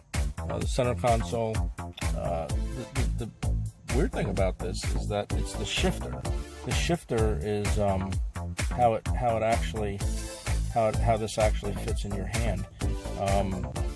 It's very odd. Cadillac, I don't know what they were thinking here, but I actually love this a lot. You have your parking, forward, neutral, drive, and manual, where you use the paddle shifters for your manual. You do not have to shift this car. I'm sorry, like if you're riding, you can just put that down to manual. That's not going to hurt the transmission at all. And then you can just shift with your paddle shifters. The car will not allow you to go up a gear if it's not ready for that gear. So if it's not under a load, it's not going to allow you to shift it. So you can't be in like 2nd gear and then click it another 7 times or 5 times and go to 8, your 8th gear. So love the shifter. Fits awesome in your hands. It's heavy. Everything in this car is pretty heavy. Everything's weighted. So I do like this. Move over here, and this is the boot around this too. I mean, it's just a detail. It's just a detail that Cadillac did. A lot of stitching. This boot is very, very heavy. It's very thick leather. No contrast stitching. It is the same color. It is black stitching. It's black on black. The center of the console is, again, this is all, this whole area is all leather, right down to the side kind of skirt on this before it meets the seat. Here you do have a couple of cup holders. Not 100% happy with the cup holders. Like I said, in different parts of this, some things I like about the car, some things I don't like about the car. Here's one of the things I don't like about the car. I don't like these particular cup holders. Now, these cup holders are great for a 16-ounce bottle of water, soda, something like that. But if you start getting up to like going to a drive-thru and getting a large soda from McDonald's, you will be able to put one large soda in there. but you're piggybacking them. If you try to put this one in here, the other one will kind of tilt up like this at an angle. Don't like that. I think something a little bit better could have been done there, but I'm just being extremely picky about the car. I know why they did that. They did it because of the transmission that they put in this car, and we'll explain the transmission thing in a little bit. So there's where your cup holders are. And we went over this area here. This is your trackpad. This is your back button. I do like how Cadillac, I'm a huge fan of this piano black. I love this piano black. Just makes it look really nice, really clean. So over here, this is my old G6 that I use for just the the radio part of it, the Android Auto. That's what I use for that. So in here, this part right here is actually a charging pad, which I do like. It's a little iffy. Sometimes it works, sometimes it doesn't. It's just where we are in technology today. But it does have a wireless charging pad. The other thing I like, the design that Cadillac did, is you can slide your phone in here, and basically you can always see what's going on your phone because it actually sticks out. So that's another cool thing. One other thing before I get to the actual center console is you notice that they did this same aluminum bezel. You'll see this aluminum bezel here. It's on your odometer. It's all in like just the little details, like this stuff here. It's the door handle that's aluminum, and they followed that. They followed that through the whole entire car. They followed it here. They followed it on your air vents, your air conditioning, your HVAC system, and they followed it throughout the car. So, I mean, excellent contrast work from Cadillac. They didn't skimp as far as in that area. Another thing that I do really like too, I don't know if you noticed it or not, there's a carbon fiber strip that runs across. It's a gold carbon fiber strip, and it runs all the way across the front of the car, and it goes all the way over to the driver's door. Another thing in keeping sync with things, you'll see this. I didn't go over the push button start, but it obviously has a push button start with this aluminum ring around it. You see this is perforated around the infotainment center, and I just thought that was really weird, and then realized exactly why Cadillac did that.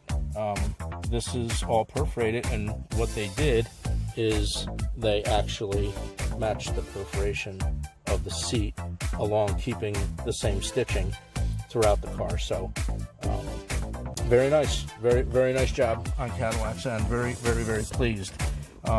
Here's something that I don't really see. I really don't see all that often. I'm going to try to get this whole thing in here for you. Your center console, basically, it's exactly what it is. But here's the kind of the neat thing about it. You push this button over here, you open up, right? No big deal. It is what it is. But when you close this side, there's a button right here on this side, and the passenger can also open up their side, so they don't have to disturb you. So it's double hinged. You can open it from this side, or you can open it from this side here. Very nice feature. How many times you've been driving and you're like, oh, excuse me, you know, I got to open up this thing. You don't have to do this. And again, Cadillac followed. This is all leather. This is completely wrapped in leather, and you can see the stitching follows suit really with the rest of the car. So in here, you have this is all lined with felt. Obviously, it picks up lint very easily, as you can see. But in here, you have two USB chargers over here, and you have, and here's a little bit better view of the charging port. That's your wireless charging port right there. It does give you a pen holder as well. So, I mean, there's a sale for the car, right? Get a pen holder, buy the car. So that's pretty much it for the center console. Loved what they did. Love this car a lot. We'll do a little bit of a segment on the back seat. We'll go through some stuff there. So in just 1 second.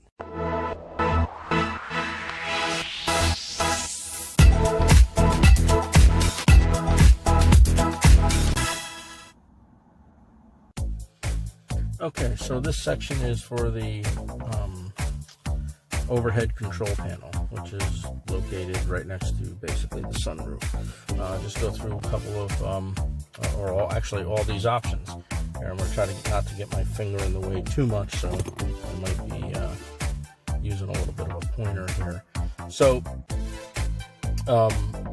this whole area up here controls your garage doors, which are here, and you can also control smart devices in your home. So you have 3 different options here that you can do. You can do 2 garage doors, 1 smart home control, vice versa, whatever you wanted to do there. You can come over here, and obviously you have your lighting, LED lighting on this side, and you have your LED lighting on that side, map lights. You come over here, and this is the slide for the moonroof. So you just push this back, and it'll slide open the roof. This here is just your tilt roof, which just adds a little bit of air, lets a little bit of air come in. So you come down here, and if you click this button here, when you open up your door, your map lights won't come on. If you have that off, that's what that does. If you push this button over here, both come on simultaneously. Shut them off. Obviously, they both go off. This here is for the front shade of the sunroof, the panoramic roof. So when you press this, the shade actually closes. I'll show you that right at the end of this little area of this tutorial. This here is the rear sunroof. So you can close off the rear part of the car as well. You do also have control, the rear seats have control of this option right here, where the rear passengers can actually control the rear part of the panoramic roof. This here is a sunshade that actually goes up in the back window. So if it's really hot, you have passengers in the back, they can actually hit this button. They have controls on the back door as well, on both sides of the door, not just one. You close this, and I'll show you that as well when we get done with this. This isn't going to be too long. This is pretty basic, so to the point. This is your passenger airbag. When someone sits in that seat, the airbag will actually display that it's on. Other than that, that airbag on that side of the vehicle remains off. This is your phone button, so you have one here as well as on the steering wheel that I showed you a little bit earlier. You hit this, you can make phone calls with this button. This is your OnStar button. When this light is solid green, it means that the system is ready to go. It means that your OnStar is connected and everything is fine. Your SOS button over here, this button is used for when you have a dire emergency, an Amber Alert, a 911 call. It gives you preference over OnStar, basically regular customers. If it's not an emergency and you just have a question to ask OnStar, you use your blue button here. If you have an emergency, a 911 or an Amber Alert, you press your SOS button, and you kind of jump ahead of the line, so you can report an injury or an accident, or like I said, an Amber Alert. So that's basically what goes on here. This button here, where you see the car with the slash through it, this button here actually controls if you leave a pet or you leave a baby, which I still don't understand that for the life of me. In the back seat, you close your car and you walk away. This will actually let you know that you left something in the car. It runs on motion. This also detects if somebody is tampering with your car, tries to get in your car, a tow truck picks up your car, any kind of movement. This actually runs separate from the security system that's built in this car. So this actually has its own power supply. So that's what this is for. You can disable this, you can turn this off. If you turn that off, like if you're getting your car towed or something like that, it's probably a good idea to turn that off. But in short, that's what this is about. That's what you got going on. So right now, I'll just give you a little thing of how these other options actually work. I'm gonna try to be real cautious here on how I do this because let's see. So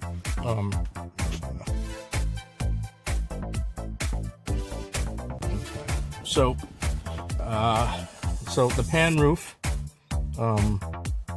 front and rear, when you hit this forward button right here, you can see that this forward button will close the sunshade for the front, and if you do the rear one, it'll also close the rear one as well. Now, I also pointed out what this button does, which is this little shady thing here. So if you push this, and like I said earlier, if there's somebody in the back and there's a lot of shade, or there's not a lot of shade actually, and you want some shade, actually what you're going to do is you're going to push that button that I just showed you, and you're going to get a rear shade that comes out of the back deck, which apparently I need to have my vehicle on. So let's start this. Might get a little bit loud because of air conditioning and whatnot, but this is what this feature does.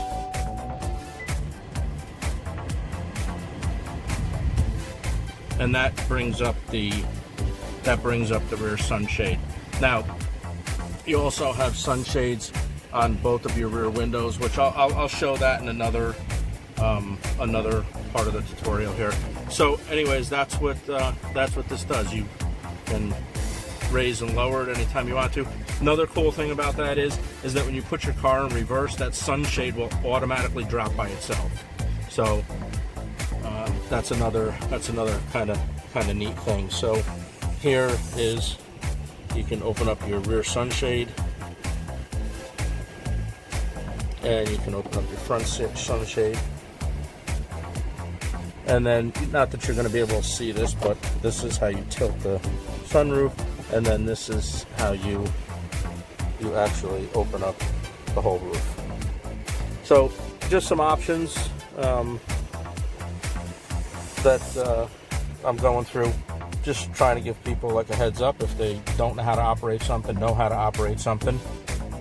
That's the reason why I'm doing this tutorial. So anyways, that's the deal on this part of it, and we'll be rolling with another tutorial soon. Okay, so in this segment, this is miscellaneous stuff now. This car also comes equipped, obviously, in the previous segment, front camera, rear camera, all that kind of thing. So when you put this car in drive, you get up on the infotainment screen, you get a 360-degree view over here, and that's the front camera operating, and this is the rear camera actually that's intact. So when you actually drive this car, and you'll see as I come out to this road that the rear camera stays active, and the car itself, the 360 part of it, that also comes into play as well, and it just shows everything around your car. This is good up until 5 miles an hour. Once you go over 5 miles an hour, these cameras shut down. So you can drive this car for as long as you want to. If you're staying under 5 miles an hour, then this is what your view is. When you back up, it's the same thing. Your rear view camera comes on, and it's identical to going forward. Your 360 view stays up. you know, it shows where you're going to, and it's very accurate. And this runs on the cameras that are mounted. People think that this is coming off of a satellite. It is not coming off of a satellite. This is actually, and I'm talking the 360 view over here. That image is actually coming from your side mirrors where your camera is, and your front and rear camera. That's how that is displayed. So when people turn around and say they have a 360-degree camera in their car, yes, they do, but people think that that beams off a satellite because of your Wi-Fi in your vehicle. It does not.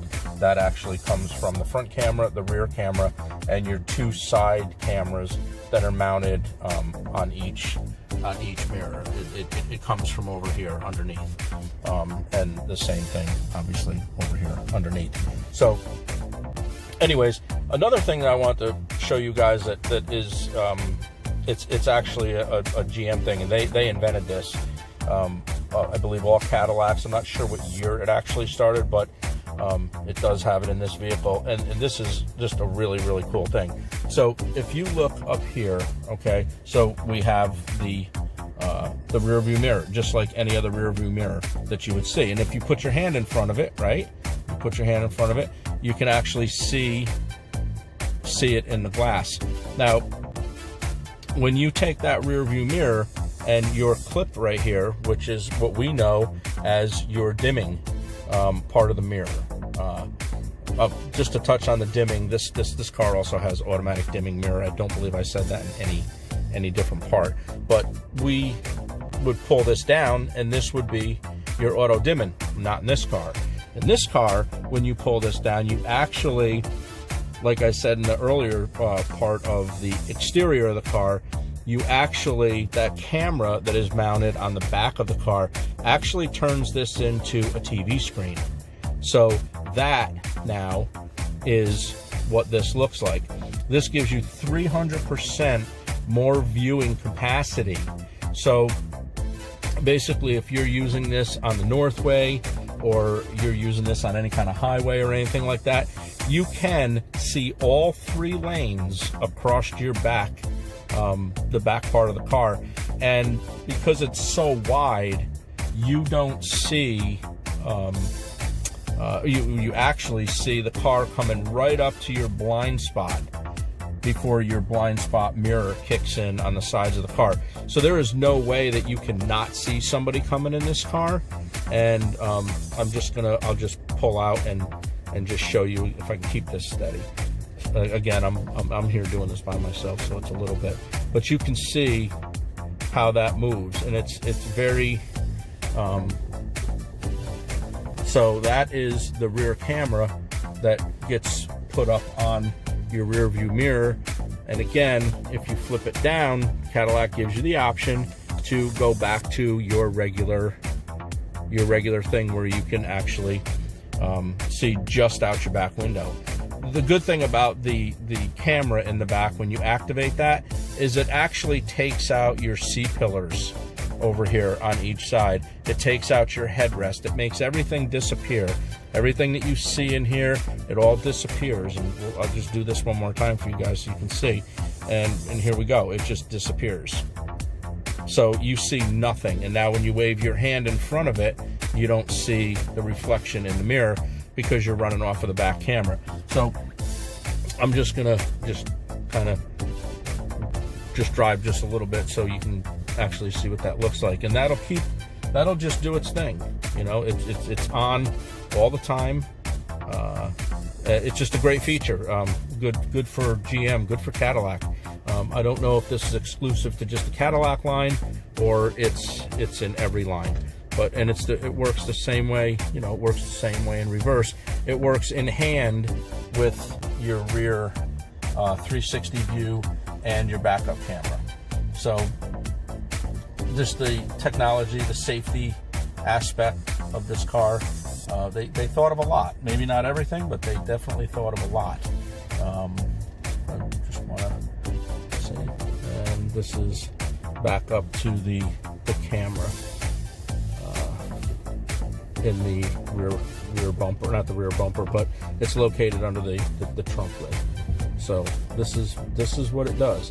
It's weird. You got to get used to it. It's not something that your eyes get used to right away. It's not that kind of thing. It took me a little bit long to get used to it, but boy, I'll tell you, once you get used to this, you'll use it all the time. So that's the little piece here on the rear view camera.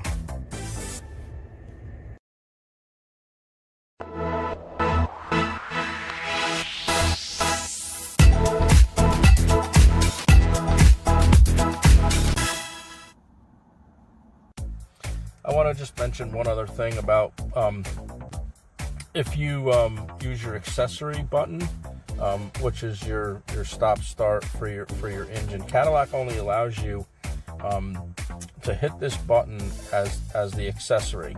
Once you hit this button, you get 10 minutes of playtime on your radio. So most cars, I know my older car, that you had an accessory and then you had a run button. There is no run button in this vehicle. The way that you actually activate a run button, so if you went to a drive-in or you just wanted to have your car on so you could view, you want to use your Wi-Fi away from your car, here's the way to do this. Cadillac won't tell you about this because it's a safety issue, but if your car's stable and it's on level ground, this is the way to do it. So what you have to do is you have to actually start the car. So everything basically fires up. Then what you have to do is you have to switch your car into neutral. Okay. Once you have your car in neutral, you have to come back over to this side over here where your parking brake is. You have to apply the parking brake. Okay, push your parking brake. And then in here, you'll see where it says park. Okay, so at this point, what you have to do now is you have to shut your vehicle down. Once you shut the vehicle down, your infotainment center will stay on, and you will also have your Wi-Fi and your 4G LTE. You'll have that lit. So if you go to a park or you just kind of want to hang outside your car, but of course you don't want to have your car running and waste all the gas, that's how you do it. I just ran a test a little while ago on this. With the accessory mode, you get 10 to 11 minutes roughly. In this mode, it ran for 40 minutes. So this would be the way that you keep your run button on, basically. There is no run button, but it would take place of the run button.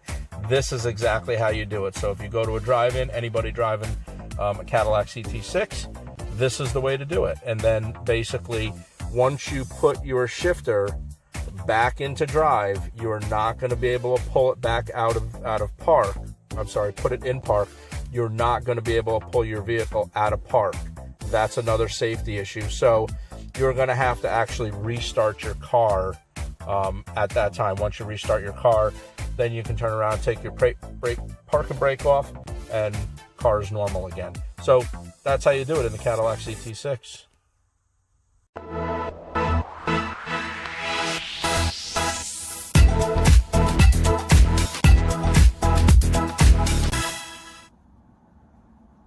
Okay, so I said before, I believe in part of this, that this is more of a executive car, basically, which means that it's you have a driver for this car and you actually sit in the back seat. And I've always boasted about how big this back seat is. So this is how big this back seat is. This back seat is a massive back seat.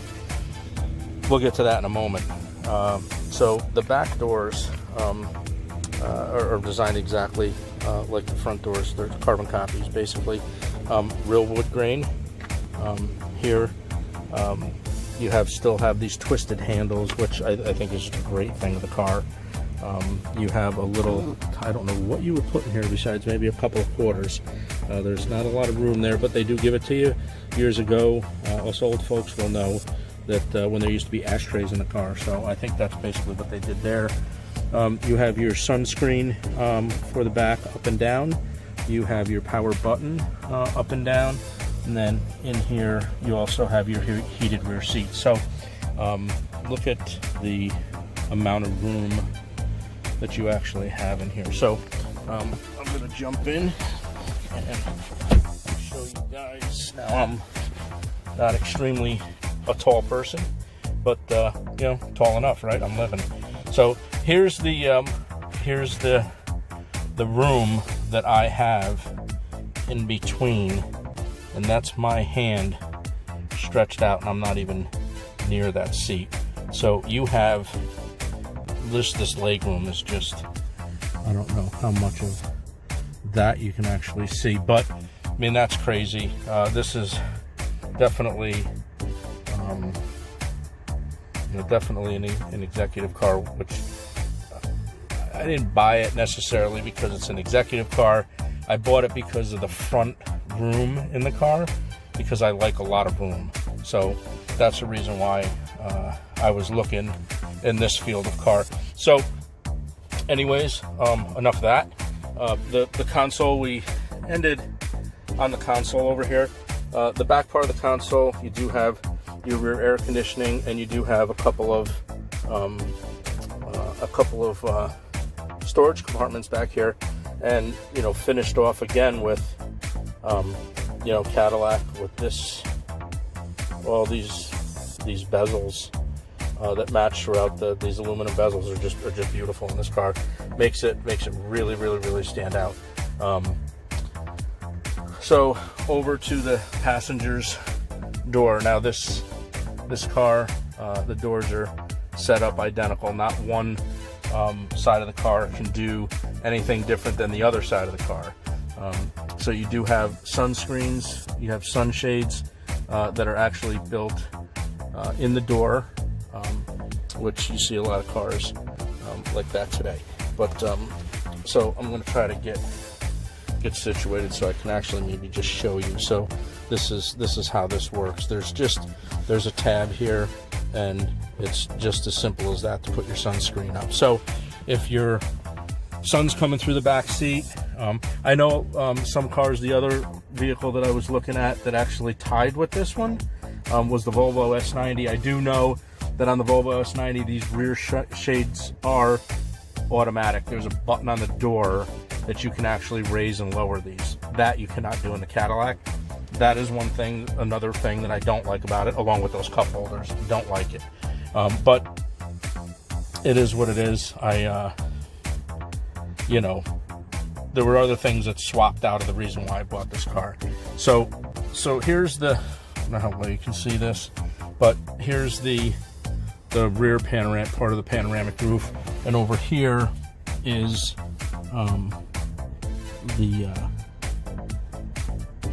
this right here is for the panoramic roof here. So if we hit this button, oh my bad, there's your pan shade. So when you're sitting back here, if it's too hot, you have the ability to put up this sunshade. You have the ability to put up this sunshade. You can close or open the roof like this. So yeah, just really neat function. So basically you can close this whole back of this car down, and you can have this as private as you want to. So I don't know how well this is going to come out. So the other button that's here, sorry about this video being all back and forth, but trying to do this on my own, not having another person with me, kind of complicated. So this button right here, this button right here is the button for the rear sunscreen. So you can also put up and control from the back of this vehicle the rear sunscreen. So you hit this button, and the back of the car. So you can basically, like I said, you can basically black out the back of this car, and then once again you can close the sunscreen back here as well, and you can see how just, I mean, it really doesn't let much in. So this is what you get in this particular vehicle. Another thing that's really neat is this right here. Your hands-free for your phone. Again, I don't really use my phone, but you guys that use your phone, this here is actually another microphone for the folks in the back seat. So if there's a phone call and you want 4 people or 3 people and there's somebody in the back seat that actually wants to communicate with the person on the phone, instead of yelling and raising your voice and going all the way up here to that microphone over the driver's seat, Cadillac actually provides you with another microphone in the back seat. It's just makes it just that much more luxurious. So we'll drop the rear sunshade. We'll open up the roof, and then we'll take our sunscreen here, and I'll actually drop this one over here as well. And you can see the difference in light. I mean, it's a dramatic change. So it does block a lot of stuff out. So anyways, okay, enough of the gadgets back here for right this second. So you do have your handle up here. You do have your LED lights. All you do is just press on them. There's no button. They made that really smooth, really neat looking. You also have an actual hook to hang some clothing on, a suit, or whatever you're into for that day. You do have a couple of map pockets in the back as well. Let's see, where are we going? So you also have lots of airbags in this car. Driver, passenger. Then you have knee airbags for driver and passenger. You have side curtain for the driver and passenger in the front. Side curtains for the rear passengers as well. So lots of airbags, lots of safety issues. The other thing, I'm actually going to get out while I show you this. Again, I apologize about this video being what it is right now, because it's just very difficult to do this without having like remotes and stuff like that. So the back seat also has actually, let's see if we can do it like this. It also has a fold down center console that also, which is very nice. I mean, this is, again, I love this piano black. Love it. And they just outline this whole car in there. They have it there. They also have it up here where the Cadillac symbol is. Just a great touch. A great touch from Cadillac. You lift this up. You have a felt-lined storage area back here. You hit and this is all piano black in the front. I don't know if you can actually, yeah, you can. You can see that. Just love the piano black. I'll say that a lot of times. Hit this. This is where your cup holders eject from. It's all cushion eject. Nothing pops out. Everything's smooth. Everything rolls really nice. You do have to manually push it back in. It is one of those things. You do have a little area right here. This is all leather. This is all stitched. And then you have a small, and I mean a small, pass-through to the trunk. These are not 60/40 split fold seats. They do not fold down. That is your only access through the rear going into the trunk. So don't try to be pulling on these seats. These headrests are fully adjustable up and down. I believe also forward and backwards. Nice touches, man. You know, just nice touches in this car. Just love the loving the piano black stuff. So that's pretty much it for the back seat. I don't know if I mentioned or not, but these back seats are heated as well.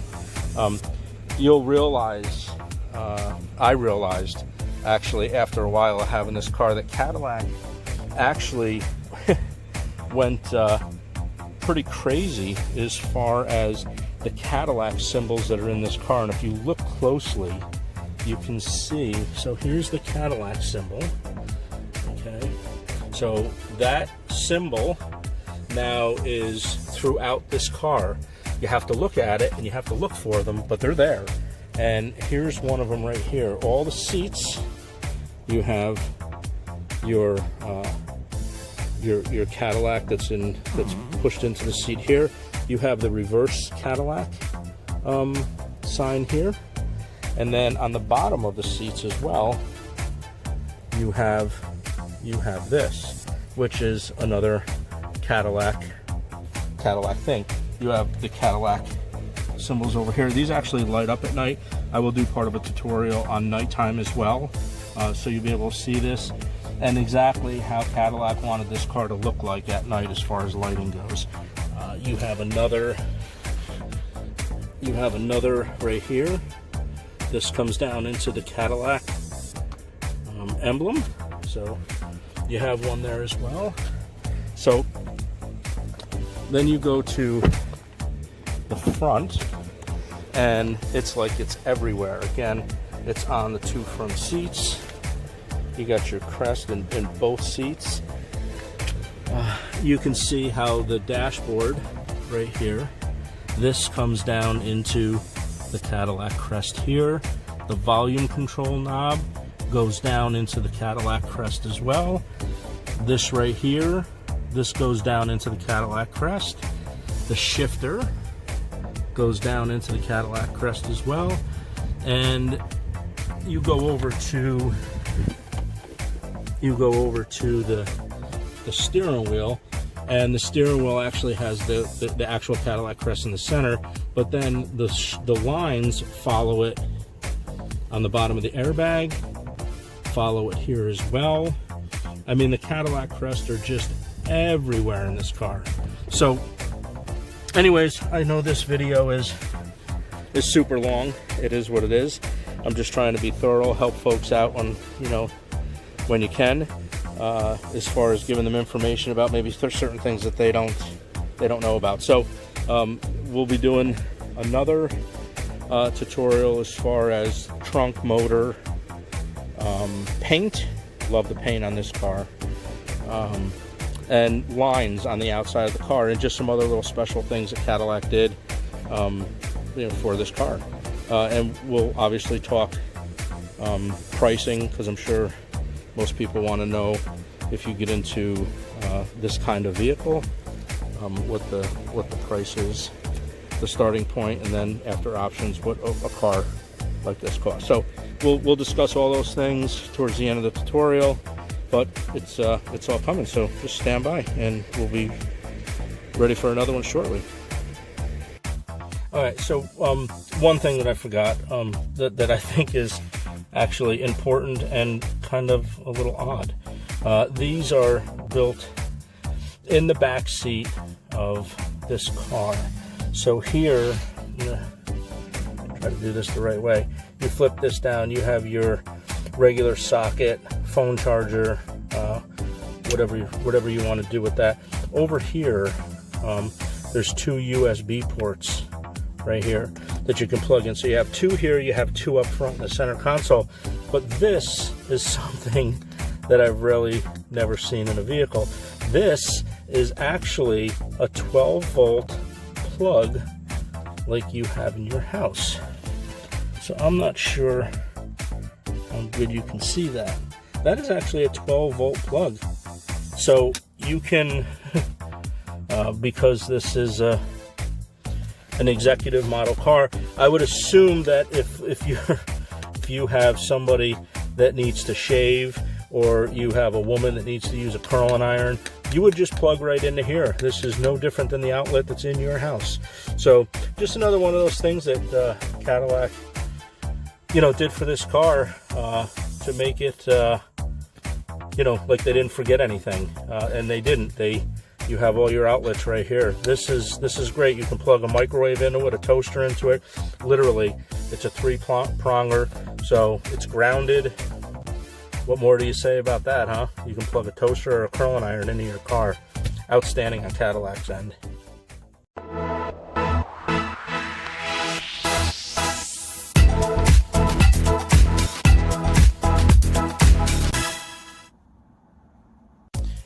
Okay, so this is the part I've come to where now this is the outside of the vehicle. We're just going to kind of go in pecking order here, show you some of the features and little things that Cadillac did. If you look in here, you can see on the brake caliper that they actually inscribed Cadillac on it. It's right about there, and it's one of those nice little perks, or whatever you want to call it. I'm sure they're quite expensive to get them repaired if you crash the front end of it, but we'll worry about that when the time comes. So that's one of the things. So I talked about in the earlier part of these tutorials about what happens when you hit. So here's Cadillac's key fob. It's got the same brushed aluminum all the way around with a Cadillac symbol on the back, so it actually matches the interior if you happen to put this down on your center console. So what happens is when you hit the unlock button, and I talked about this a little bit ago, you hit the unlock button, and what happens is this feature is used for if your car is really hot but you don't want to turn on your air conditioning, but you also want to let all the hot air out. So this is what it does. You hold that unlock button for 3 seconds and all 4 windows drop simultaneously. So this is what this does. So you can see all 4 windows come down, lets the hot air out, and you know, you can let that set like that for, you know, a few minutes or whatever, and that's what that does. So the next thing, and this I love this car. The lines on this car are absolutely phenomenal. You see this line right here, and follow that straight down to the side of the car, and what it does is it goes right down into the front part. But then if you come back and you see this part, and it's this line right here, this actually fades away, so eventually it just disappears, and it disappears right about there, and it no longer exists all the way to the back of the car, and you wind up with that one line.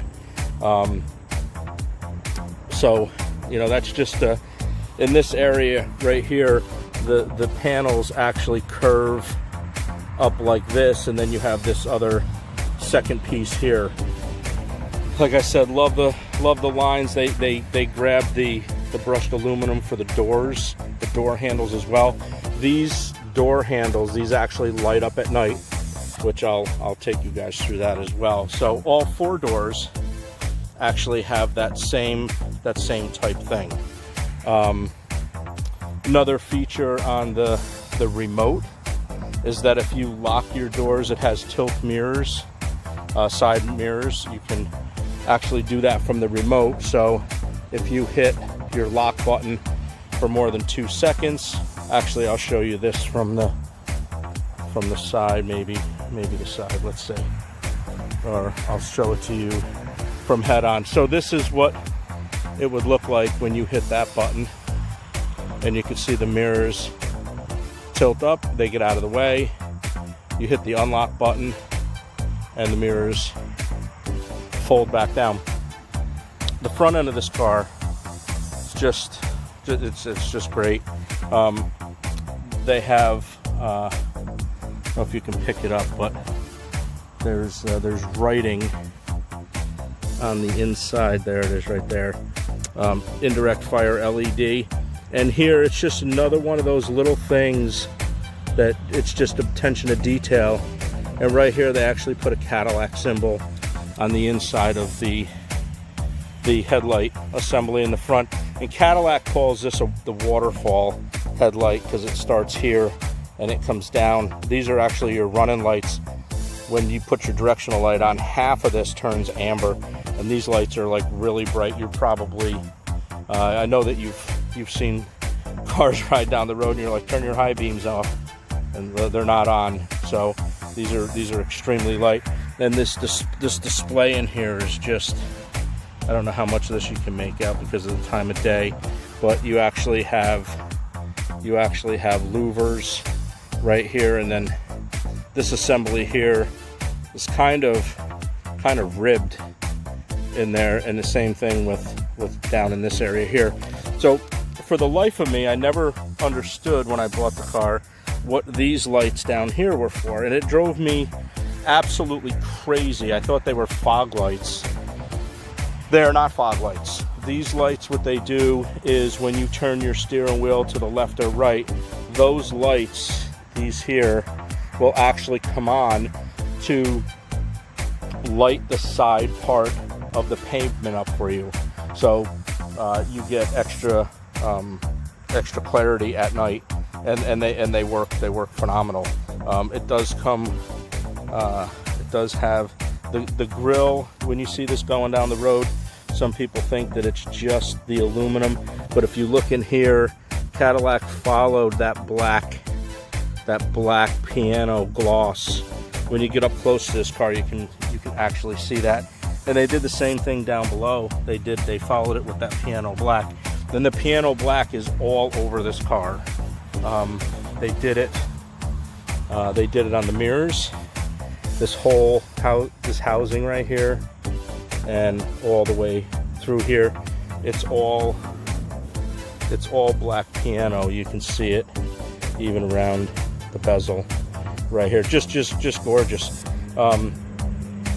You do have directional lights built in the side mirrors as well, and you also have them built in here for oncoming traffic to actually see you, basically. It follows the black piano trim up here on both of your A pillars, or I'm sorry, your B pillars. It stays such in suit with everything. More black piano stuff here. Just awesome. I can't show you because I can't be in two places at the same time. So what it is that up in here, up right about in here, that's where Cadillac hid their third brake light. It's LEDs, obviously. Everything's LEDs these days. And it's the tail lights. The tail lights are also LEDs, and you can see when you look at this, it comes down here and then comes this way. Awesome job from Cadillac. Now they also hid the third brake light, or your backup light is actually down on the bottom. It also has quad exhaust on the back.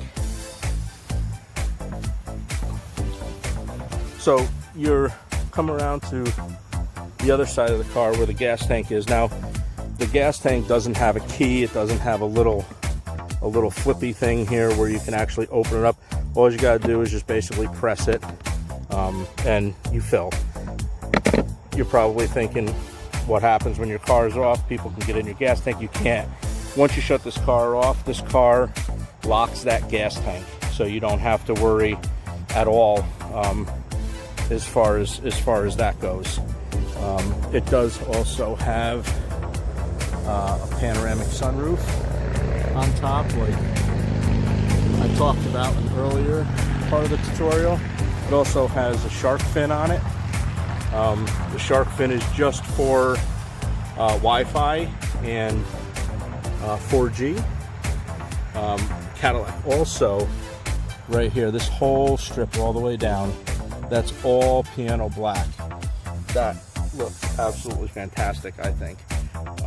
The contrast between the third brake light being up there and that shark fin looks great. So another thing I wanted to point out, because I had a little bit of an issue with it, and I'm not sure you guys are even going to see this. So you have your defogger in the car, which is basically from this point all the way down to the bottom of the glass. That's your defogger. So when you sit in the front of this car and you look in the back, that is the only part that defogs your window. And I was thinking, well, why isn't the whole window defogging? And the reason for that is because from this point up is actually your antenna for your AM FM, which is built in the car, built in the windshield, the rear deck there. A lot of cars have it, but if you're ever wondering what the deal with that was, that is the deal. It's your antenna on top and your defogger on the bottom.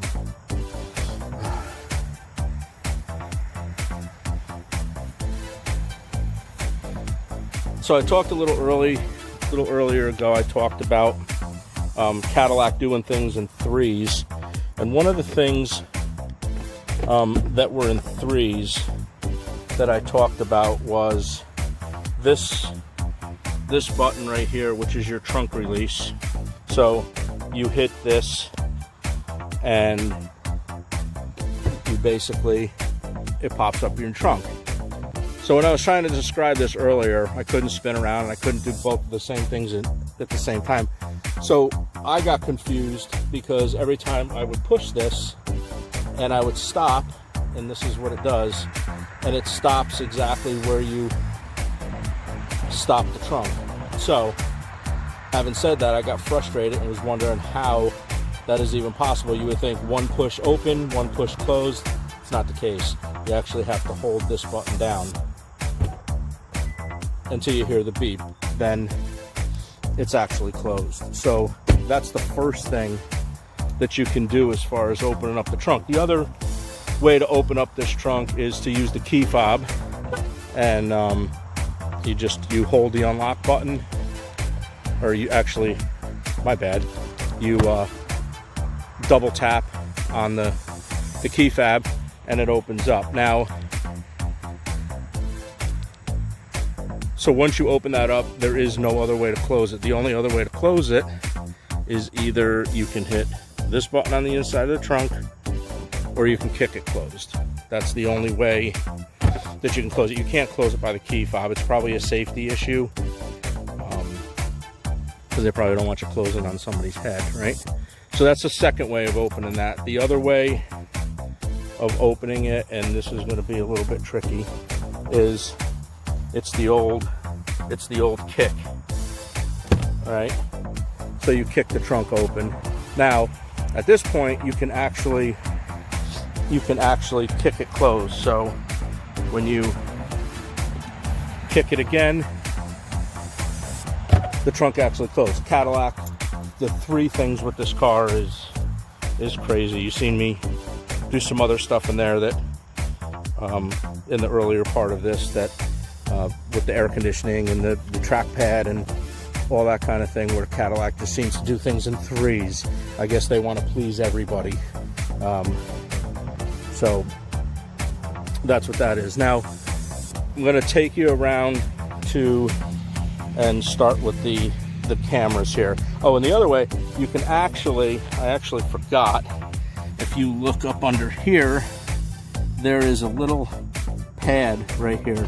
If you push that, you can actually open up the trunk as well. So there's actually 4 different ways to open up this trunk. Variety, I guess, right? It's a Cadillac thing, maybe? Not sure. So one of the cool features on this vehicle, and some of it is right here. You have 2 cameras on the back. One is your backup camera, and the other camera is actually for your rear view mirror that actually turns into like a small TV screen. I'll show you guys that when I take the car for a drive, which probably will be in just another little bit of a segment. So you have two cameras here, and then if you come up front here, I'm going to show you underneath these mirrors when they tilt up as well. Underneath here you have another camera, and you also have an LED light that shines down on the ground for entering the vehicle. So there's the second camera. The other camera is on the other side of the car as well. So there's the fourth camera, and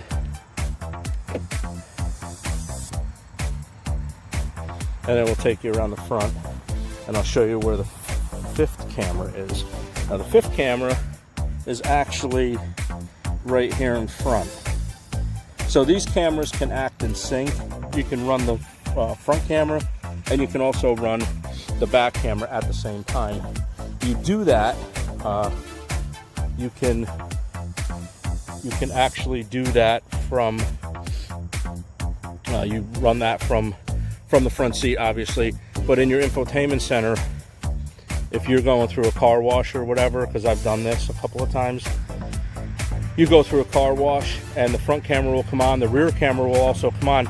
Those cameras will stay lit. That front camera will actually stay lit the whole way through until you hit 5 miles an hour. Once you hit 5 miles an hour, you can't, that camera will actually shut off.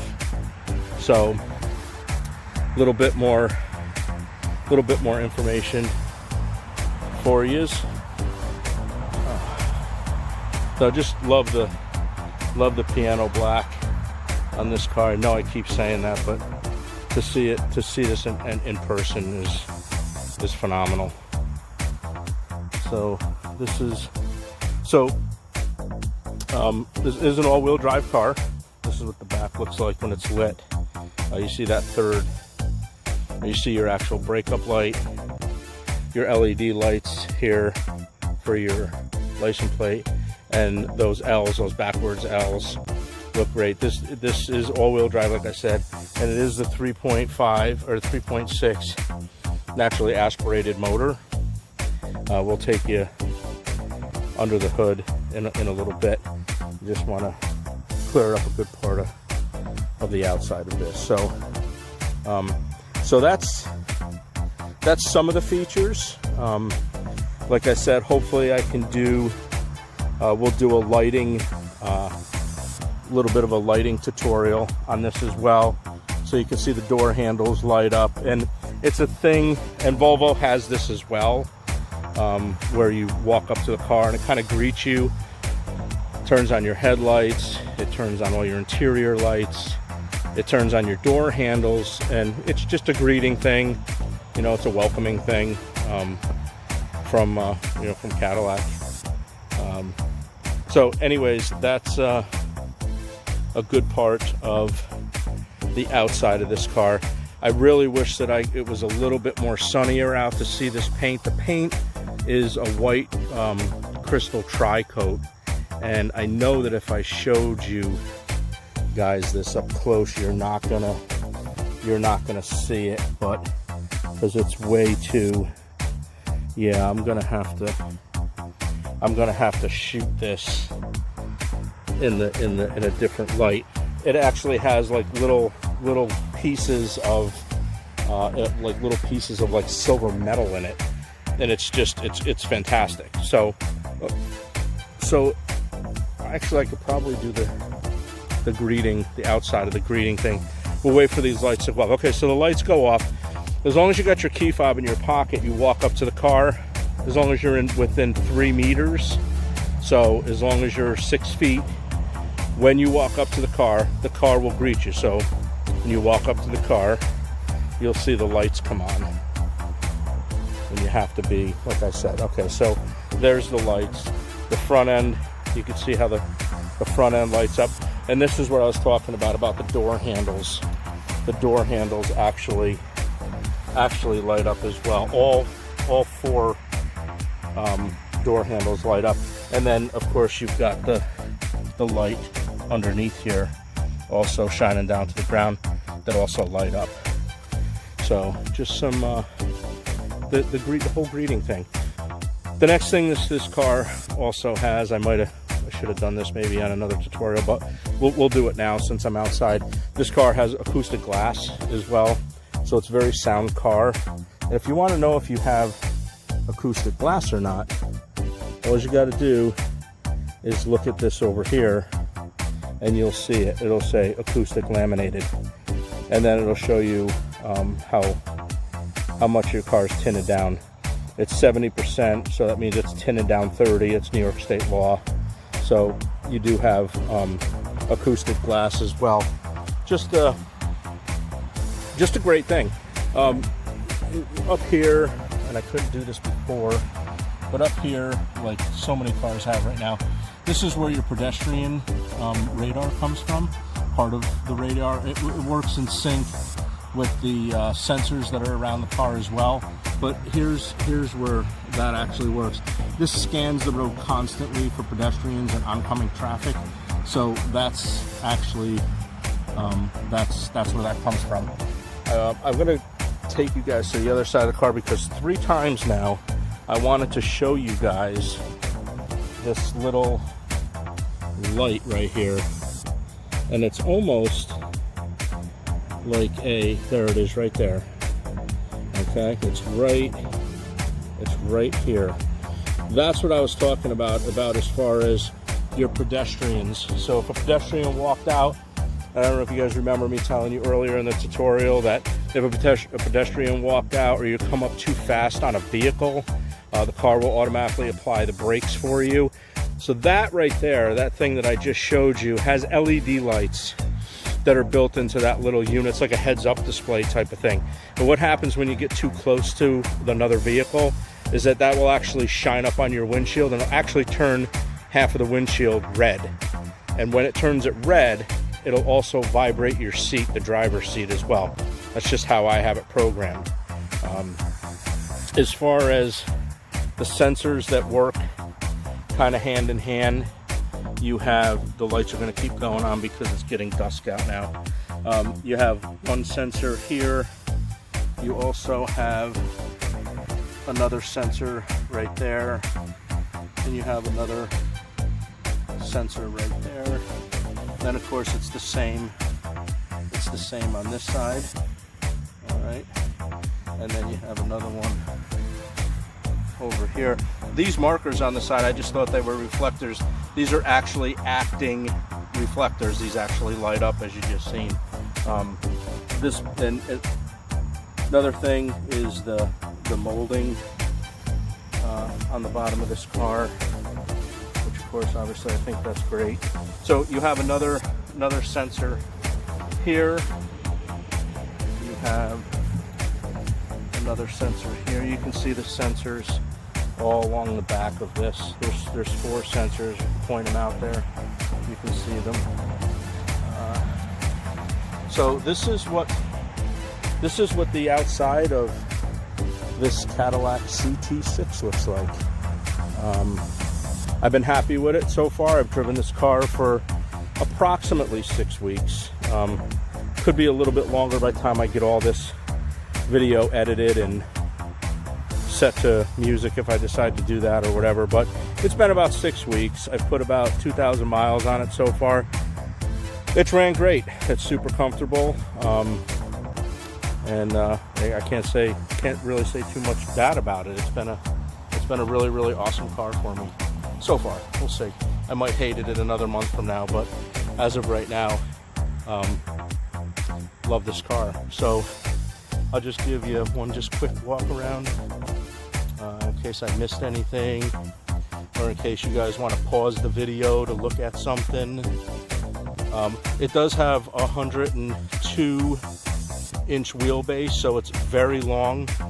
The car's very, very long. One of the reasons why I purchased this particular vehicle was because I like things that stand out a little bit more than just your average car. I did it with my Chrysler 300 when I bought it new in 2007. This is no different. You know, I just don't like a car that looks just like everything else on the road. And when you see this coming, because it is so long, and the two cars that it came down to was this vehicle and the Volvo S90, which I did like. I liked it a lot. But there were just some features and options in this car that Volvo didn't offer that I wound up getting in this car. And, you know, that's the reason why. You know, like I said, this car really stands out because it's just that long. So when you see this coming, there's not many around. And this is Cadillac's flagship car. Now, by saying flagship car, it doesn't necessarily mean at all that it's their top seller. There's, like I said, there's not a lot of these around, but this is this car was built brand new from the platform up, new frame, all new. Everything was new. Every single thing in this car was new. It was designed, you know, from a piece of paper up. And Cadillac's super proud of this car. You can watch tutorials on YouTube as well. They're super proud as far as the framework that's going on in this, the welding that they're now using underneath this. You know, you'd be shocked on the technology that's actually underneath the skin of this car. And that's another reason why. That's another thing that sold me on this car. It's just all the upcoming technology that starts a new platform, you know, for the rest of the world, you know, to take shape as new cars become to start to be built. So very happy with this. Hopefully I don't leave too much out. We're trying to be thorough, as you can see. So that's it. I got another tutorial to come as far as the lighting on the inside of the car, and then we should wrap it up. We'll talk price, and we'll see what other little things. There'll probably be a small segment at the end of little things that I missed. So we'll do that when that time comes. But for right now, I'm just going to end this part of it, and I hope you guys really enjoying this. This is very time consuming. Awesome. Okay, so one other thing that I forgot to show you guys on the key fob. Since there's no key, there's no physical key to this car, Cadillac added in this button, and all Cadillacs are like this. So if you know anybody who's got a Cadillac, maybe they know about this, maybe they don't, not really sure. But anyways, when you push this button, and this is like really complicated for me, the bottom part of the key fob falls out. When the key fob falls out, this is where your key is buried, okay? So what you have to do is under here, there's a little area to put this key in, and you pop out. You can see the door handle come apart right there. You pop this out, and this piece actually comes off the car, okay? So when that comes off the car, then this acts just like any other vehicle. You got your key, you have your key, and then you just insert the key. Let's see, which way does it go? I don't think I've done this that much. Right here. So you actually just insert the key, turn the key, pull the key out, your car's unlocked. Same way to return this piece, okay? You're just going to turn around and put this in like this, push down, and that, now it's secure. So when you don't have power in your car, that's what Cadillac does. This is real simple as well. You just turn around, stick this in the bottom of your key fob. I did say simple, right? It is. It's that simple. And then you just hear a little click, and then you're back to normal. So that's how you get in your car when you have no power. So I'm going to touch on just another feature, basically when it comes to the glass in this car. This car, including the sunroof and all 4 windows, it has a pinch protection thing that's built in this car. So if it senses anything that's in the way from the window as the window's rolling up, it's like a garage door basically. The window will stop and it will retract itself. So all 4 windows have it, and the panoramic roof also has it as well. So I'm finally gonna pop the hood on this, and it's a little difficult to find this. This is way under. It's actually under here. This is your trunk release, and it says trunk ×2 or hood ×2. So when you pull it the first time and pull it the second time, what that actually does is it actually releases the hood for the first time, and then it'll actually, there's a clip in there that'll actually release that second clip. So you have to pull this 2 times. It's very simple. At that point, you literally just lift the hood up. So this is the 3.6 naturally aspirated motor. This is it's very clean, obviously, but this is the motor in this vehicle that trucks along this big luxurious vehicle. You know, again, is what it is. Very clean. The thing that I do like, or think it's kind of weird, but I do like it, is the way that the struts are to hold the hood open. And this was part of Cadillac's redesign, like I was talking earlier about. They rebuilt this car from the ground up, and you can see these struts on either side. Most struts, as you guys well know, are usually more out towards, well, you know, more out towards the edge of the vehicle. So that's a little bit different. Not much to say about this. This gets 325 horsepower, and it does go. It does pull this car all-wheel drive, so it's pushing and pulling at the same time, and it does work well. So just a little bit of tidbit here. It has really nothing special to do with the car, but if you look and see, and this is on all vehicles, anybody opens up their hood, you're gonna find the same exact kind of things. Maybe not the same patterns, but you see this big divot right here, and the way that this is kind of creased here and all up here. You can see how it's, you know, different height from here, and it's the, you know, it's the same thing on the other side. I don't know if a lot of people know about this or not, but the reason why that companies do this is because front end collisions, what happens is they want to make sure all those bends are actually for a particular reason. And the reason for that is when you get into a front end crash, that hood and the panels are actually designed to turn around and take and crumble a certain way to redirect the energy around the car. So if you were ever wondering about why there's little divots in the hood and everybody's hood is different, it's because every car is different, and it's to basically to redirect injury so you don't get hurt. But there's a little tidbit for you guys. So I figured I'd throw that in there as well, and that's what that kind of looks like. So that's very easy. There's no latches or nothing on this. This just pushes down, and that's it. There's one other thing that I want to show you. Just bear with me here for a second, because it's going to be one of those things where I gotta actually get in the car and start the car real quick here.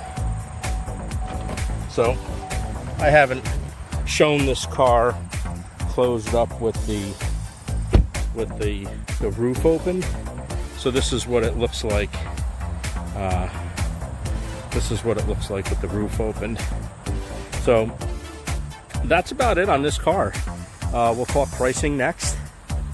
It does have a windscreen in the front, and you know, you can see the top of the panoramic roof. Again, just love what they did with this car. I think I made a good choice. I'm happy with it so far. So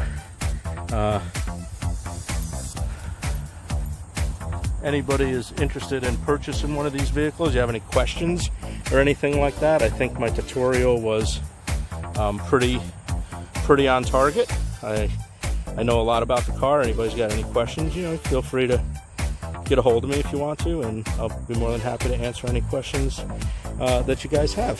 Okay. So I'm on the outside of the car. I'm trying to get a sample of this paint for you guys, because this paint is absolutely gorgeous. It looks like it's just white, and in theory it's really not. I'm hoping that it's very, very difficult to get this paint. I don't know if you can actually map that out, but this paint actually has like little metal and blue crystals in it. It's absolutely gorgeous, this paint on this car. Let's see if we can get it in here. Just beautiful. I'm hoping this actually comes out, because this is just really, really nice paint. Hopefully you guys can really see this. I'll put a still photo on this as well. So that's that white tri-coat crystal paint that Cadillac offers you. This is an option. This is if you don't like the crystal paint on it, you can get just white paint. There's no charge for that. But if you want this crystal coat, tri-coat paint, Cadillac is generous in giving you this as an option for $1,000. So you can have this car painted from the factory with this tri-coat white crystal paint for $1,000. Worth it? Not worth it? I guess that's up to the owner of the vehicle to decide that. I love it. I think it's great. I wouldn't want just the pure white. I absolutely love this white crystal coat. So that's the white crystal tri-coat on the Cadillac CT6. So this is just more of the paint. Today it's really sunny out, so you could actually really, really see this whole thing. But that's the paint. Just awesome. Yeah, you can see just, you know, it's almost like just shiny crystals, like just embedded in the paint.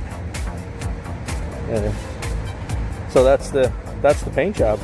All right.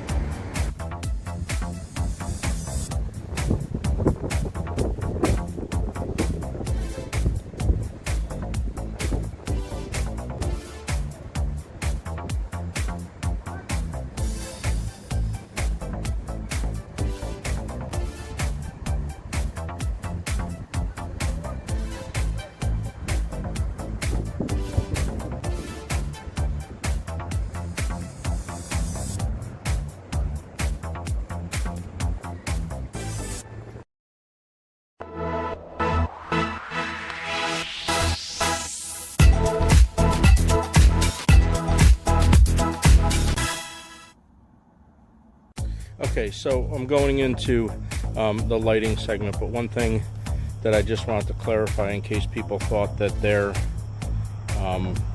swiping of the trunk opening is broke. It's not.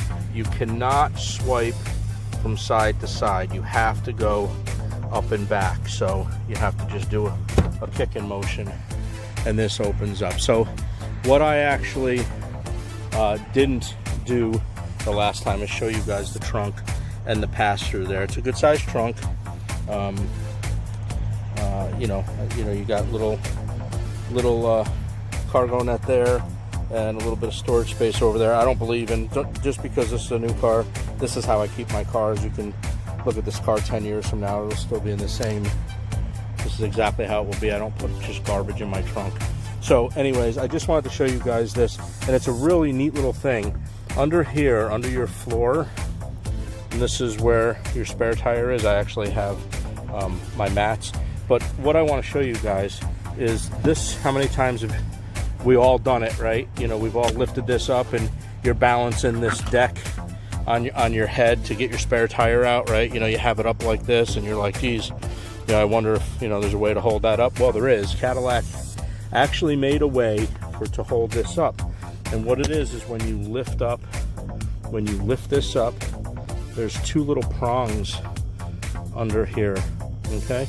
And those prongs fit right on top of this little molding. I don't know why this is getting all out of shape on me here. Let's try to bring it back in focus.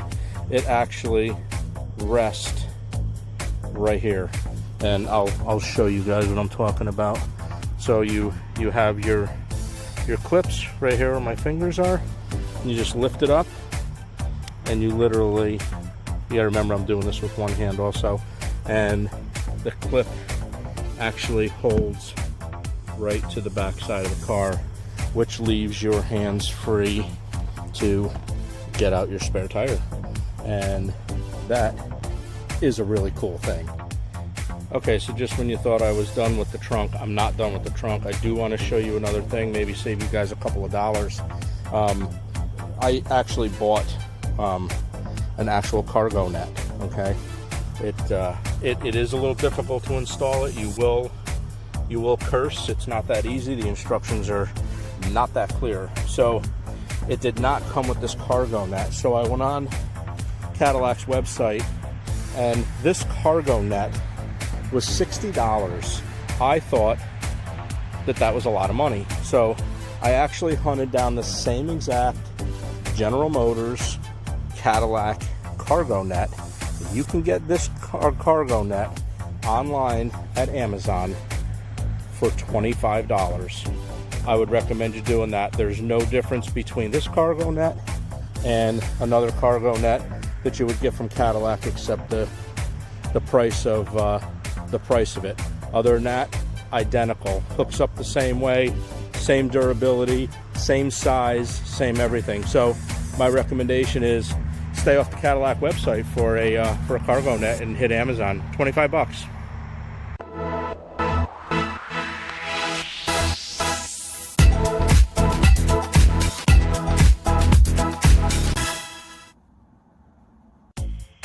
Okay, so this little segment here is just on nighttime lighting, the greeting part of it when you walk up to the car, how all the lights come on. Now, the lights don't stay on for all that long because they're assuming that you're going to walk straight to your car. So I actually may have to walk away from the car, restart the lights again. It may be like a little 2-segment type of thing here. So let's just see what we get. Okay, so there's the greeting lights, and that's what the front end looks like. The side markers, there's the lights underneath the mirror that shines down on the ground to greet you. The side markers as well, like the door handles, and this is probably going to go off. Here's the rear of the car. Like everything on this car lights up. I'm actually having pretty good luck. Okay, so they went off. So anyways, that's what this car looks like. I'm going to try to do it just like one more time, get away from the car, so the other side of the vehicle will light up. It's a timing issue with this. Like I said, I think what they estimate you to do is to walk up to the car, get in your car, instead of walking around doing this. So let's just see. Okay, so there we go. So that's the front end span, and then the other side of this car. I just absolutely love the door handles. That just does it for me for some reason. I don't know why, but it's so this is your greeting lighting from Cadillac. Okay, so now we're just going to head in to the car and show you what the car looks like at night. Now, I said in the earlier part of this tutorial that the whatchamacallit, I actually lost my spot just then. it's all theater lighting. Your floor, sorry about the floor mats there, they're a little grassy where I am right now. This is actually what it looks like when you get into this car. Now this changes when you start the car. Love the Cadillac emblem here. It's a little bit blurry. It's the lighting, but I love that the door sills light up. I also like how bright the back seat gets, and it's the lights that are over your head as soon as you enter the vehicle. So that's what it looks like you're greeting when you open up the doors. And this is what the front seat looks like. Now, I'm gonna go in the car. I actually have to start the car to do this next piece. And the next piece consists of the lighting when you drive. So this, I don't drive this car much at night. So this is your door sill, or your driver's door. This is your steering wheel and your gauge cluster and your infotainment center. But what I absolutely love about this car is this little bit of theater lighting around this car. This is the passenger side door, and you can see this is the glove compartment right here, and it's got this little bit of theater lighting, and it also happens here as well. You can see I'm trying to get it as dark as I can in here to give you guys a good estimate of what this looks like. And then your top console, and the same thing in the back. You have theater lighting in the back, and that stays on when you drive. That doesn't change anything. And then you also have the flooring. The flooring's not showing up too well. I don't know why, but there is actually a very slight glow on the floor. So that's really it as far as the lighting of this car. So we open up the door, and there's your glow, and this is what it looks like when you actually exit this car. Just a great thing.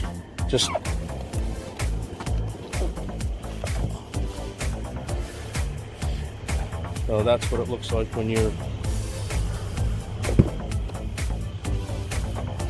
And again, all four doors have this Cadillac emblem on it that light up as well. So that's the lighting part of this car. Like it a lot. And underneath each door here, you can see that there's a light that shines down. So if there's something there, you don't trip on it. And it does the same thing for the front door. So basically, you can see every place of this car, it is lit. It's completely lit up to get around this car and be safe. It's a thing that there's a lot of safety things in this car that Cadillac built in. And these LED fire lights that are in the front of this car, you can see, I don't know if you actually get a great depth of this, but these lights are just crazy. I mean, these lights shine, I don't know how many feet that is, but if I can get it back a little bit, let's just do that. Yeah, that doesn't work, so hold on, let's go back to the other mode. If you do that, you can see how far that actually turns. The one other thing that I want to do is, remember earlier that I talked about these lights right here on the bottom of the car. These lights right here that I thought were fog lights, they're not. So I'm going to show you exactly what that does. And what I'm going to do is I'm actually going to I'm actually going to show you from this angle here how much light that actually puts off to the side of the car when I turn the wheel. Okay, so that light just activated. So if you remember what that actually looked like, that's how much additional lighting that you get off of that light. So when you come to the front of the car now, you can see, and it's very bright, you can see that bottom light now is lit. So when you see one of these cars come down the road and you have one light over here that's lit and you have one light over here that's not lit, don't think that somebody's got a burnout light. They do not. They only activate when the car is in that turning mode. So that's all that does, but it does give you a huge span. I mean, that's got to give you, God, I don't even know. I'm going to say that's got to give you 35, 40 feet out straight, and probably another 15 to the side. So you'll see the difference when I spin the wheel back and that light shuts off. Okay, that light shut off. So that's the difference, and that's a big difference. The light's on and your light's off. So that's all the lighting on this car. Safety, awesome. The Cadillac put all these little safety features into it. So, all right, so I'm gonna end this video with the lighting. I hope you guys liked it. You can also see under here where the door lights up the ground. All four doors have that. It doesn't change. So, okay, so I'm gonna wrap this video up. And I really hope you guys enjoyed this, and I hope that people that own this particular car, that's had trouble with this car as far as figuring out options and things like that and little gadgets in the car, hopefully this helps. That's the reason why I did it. We'll talk price next to see what it costs to get in a vehicle like this, but I'm sure a lot of you guys are interested in that as well. Okay.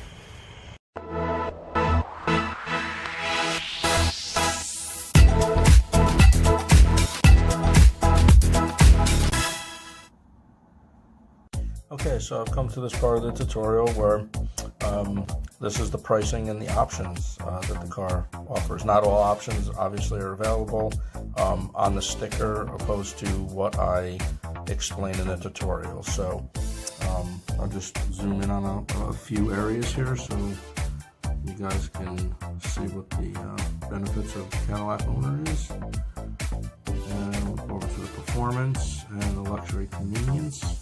Let's continue on the next row.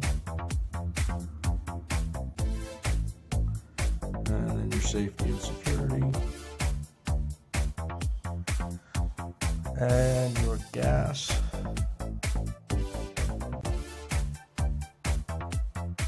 So you will see that I blocked out a couple of areas in this sticker price because of VIN numbers and other personal information that's on there that could actually track the vehicle. Everything's online today, so you know, gotta kind of be careful. That's the reason why I did that. So then we can we move over to this area here with the exterior. It's got that crystal white tri-coat paint. The interior is light platinum with jet black accents.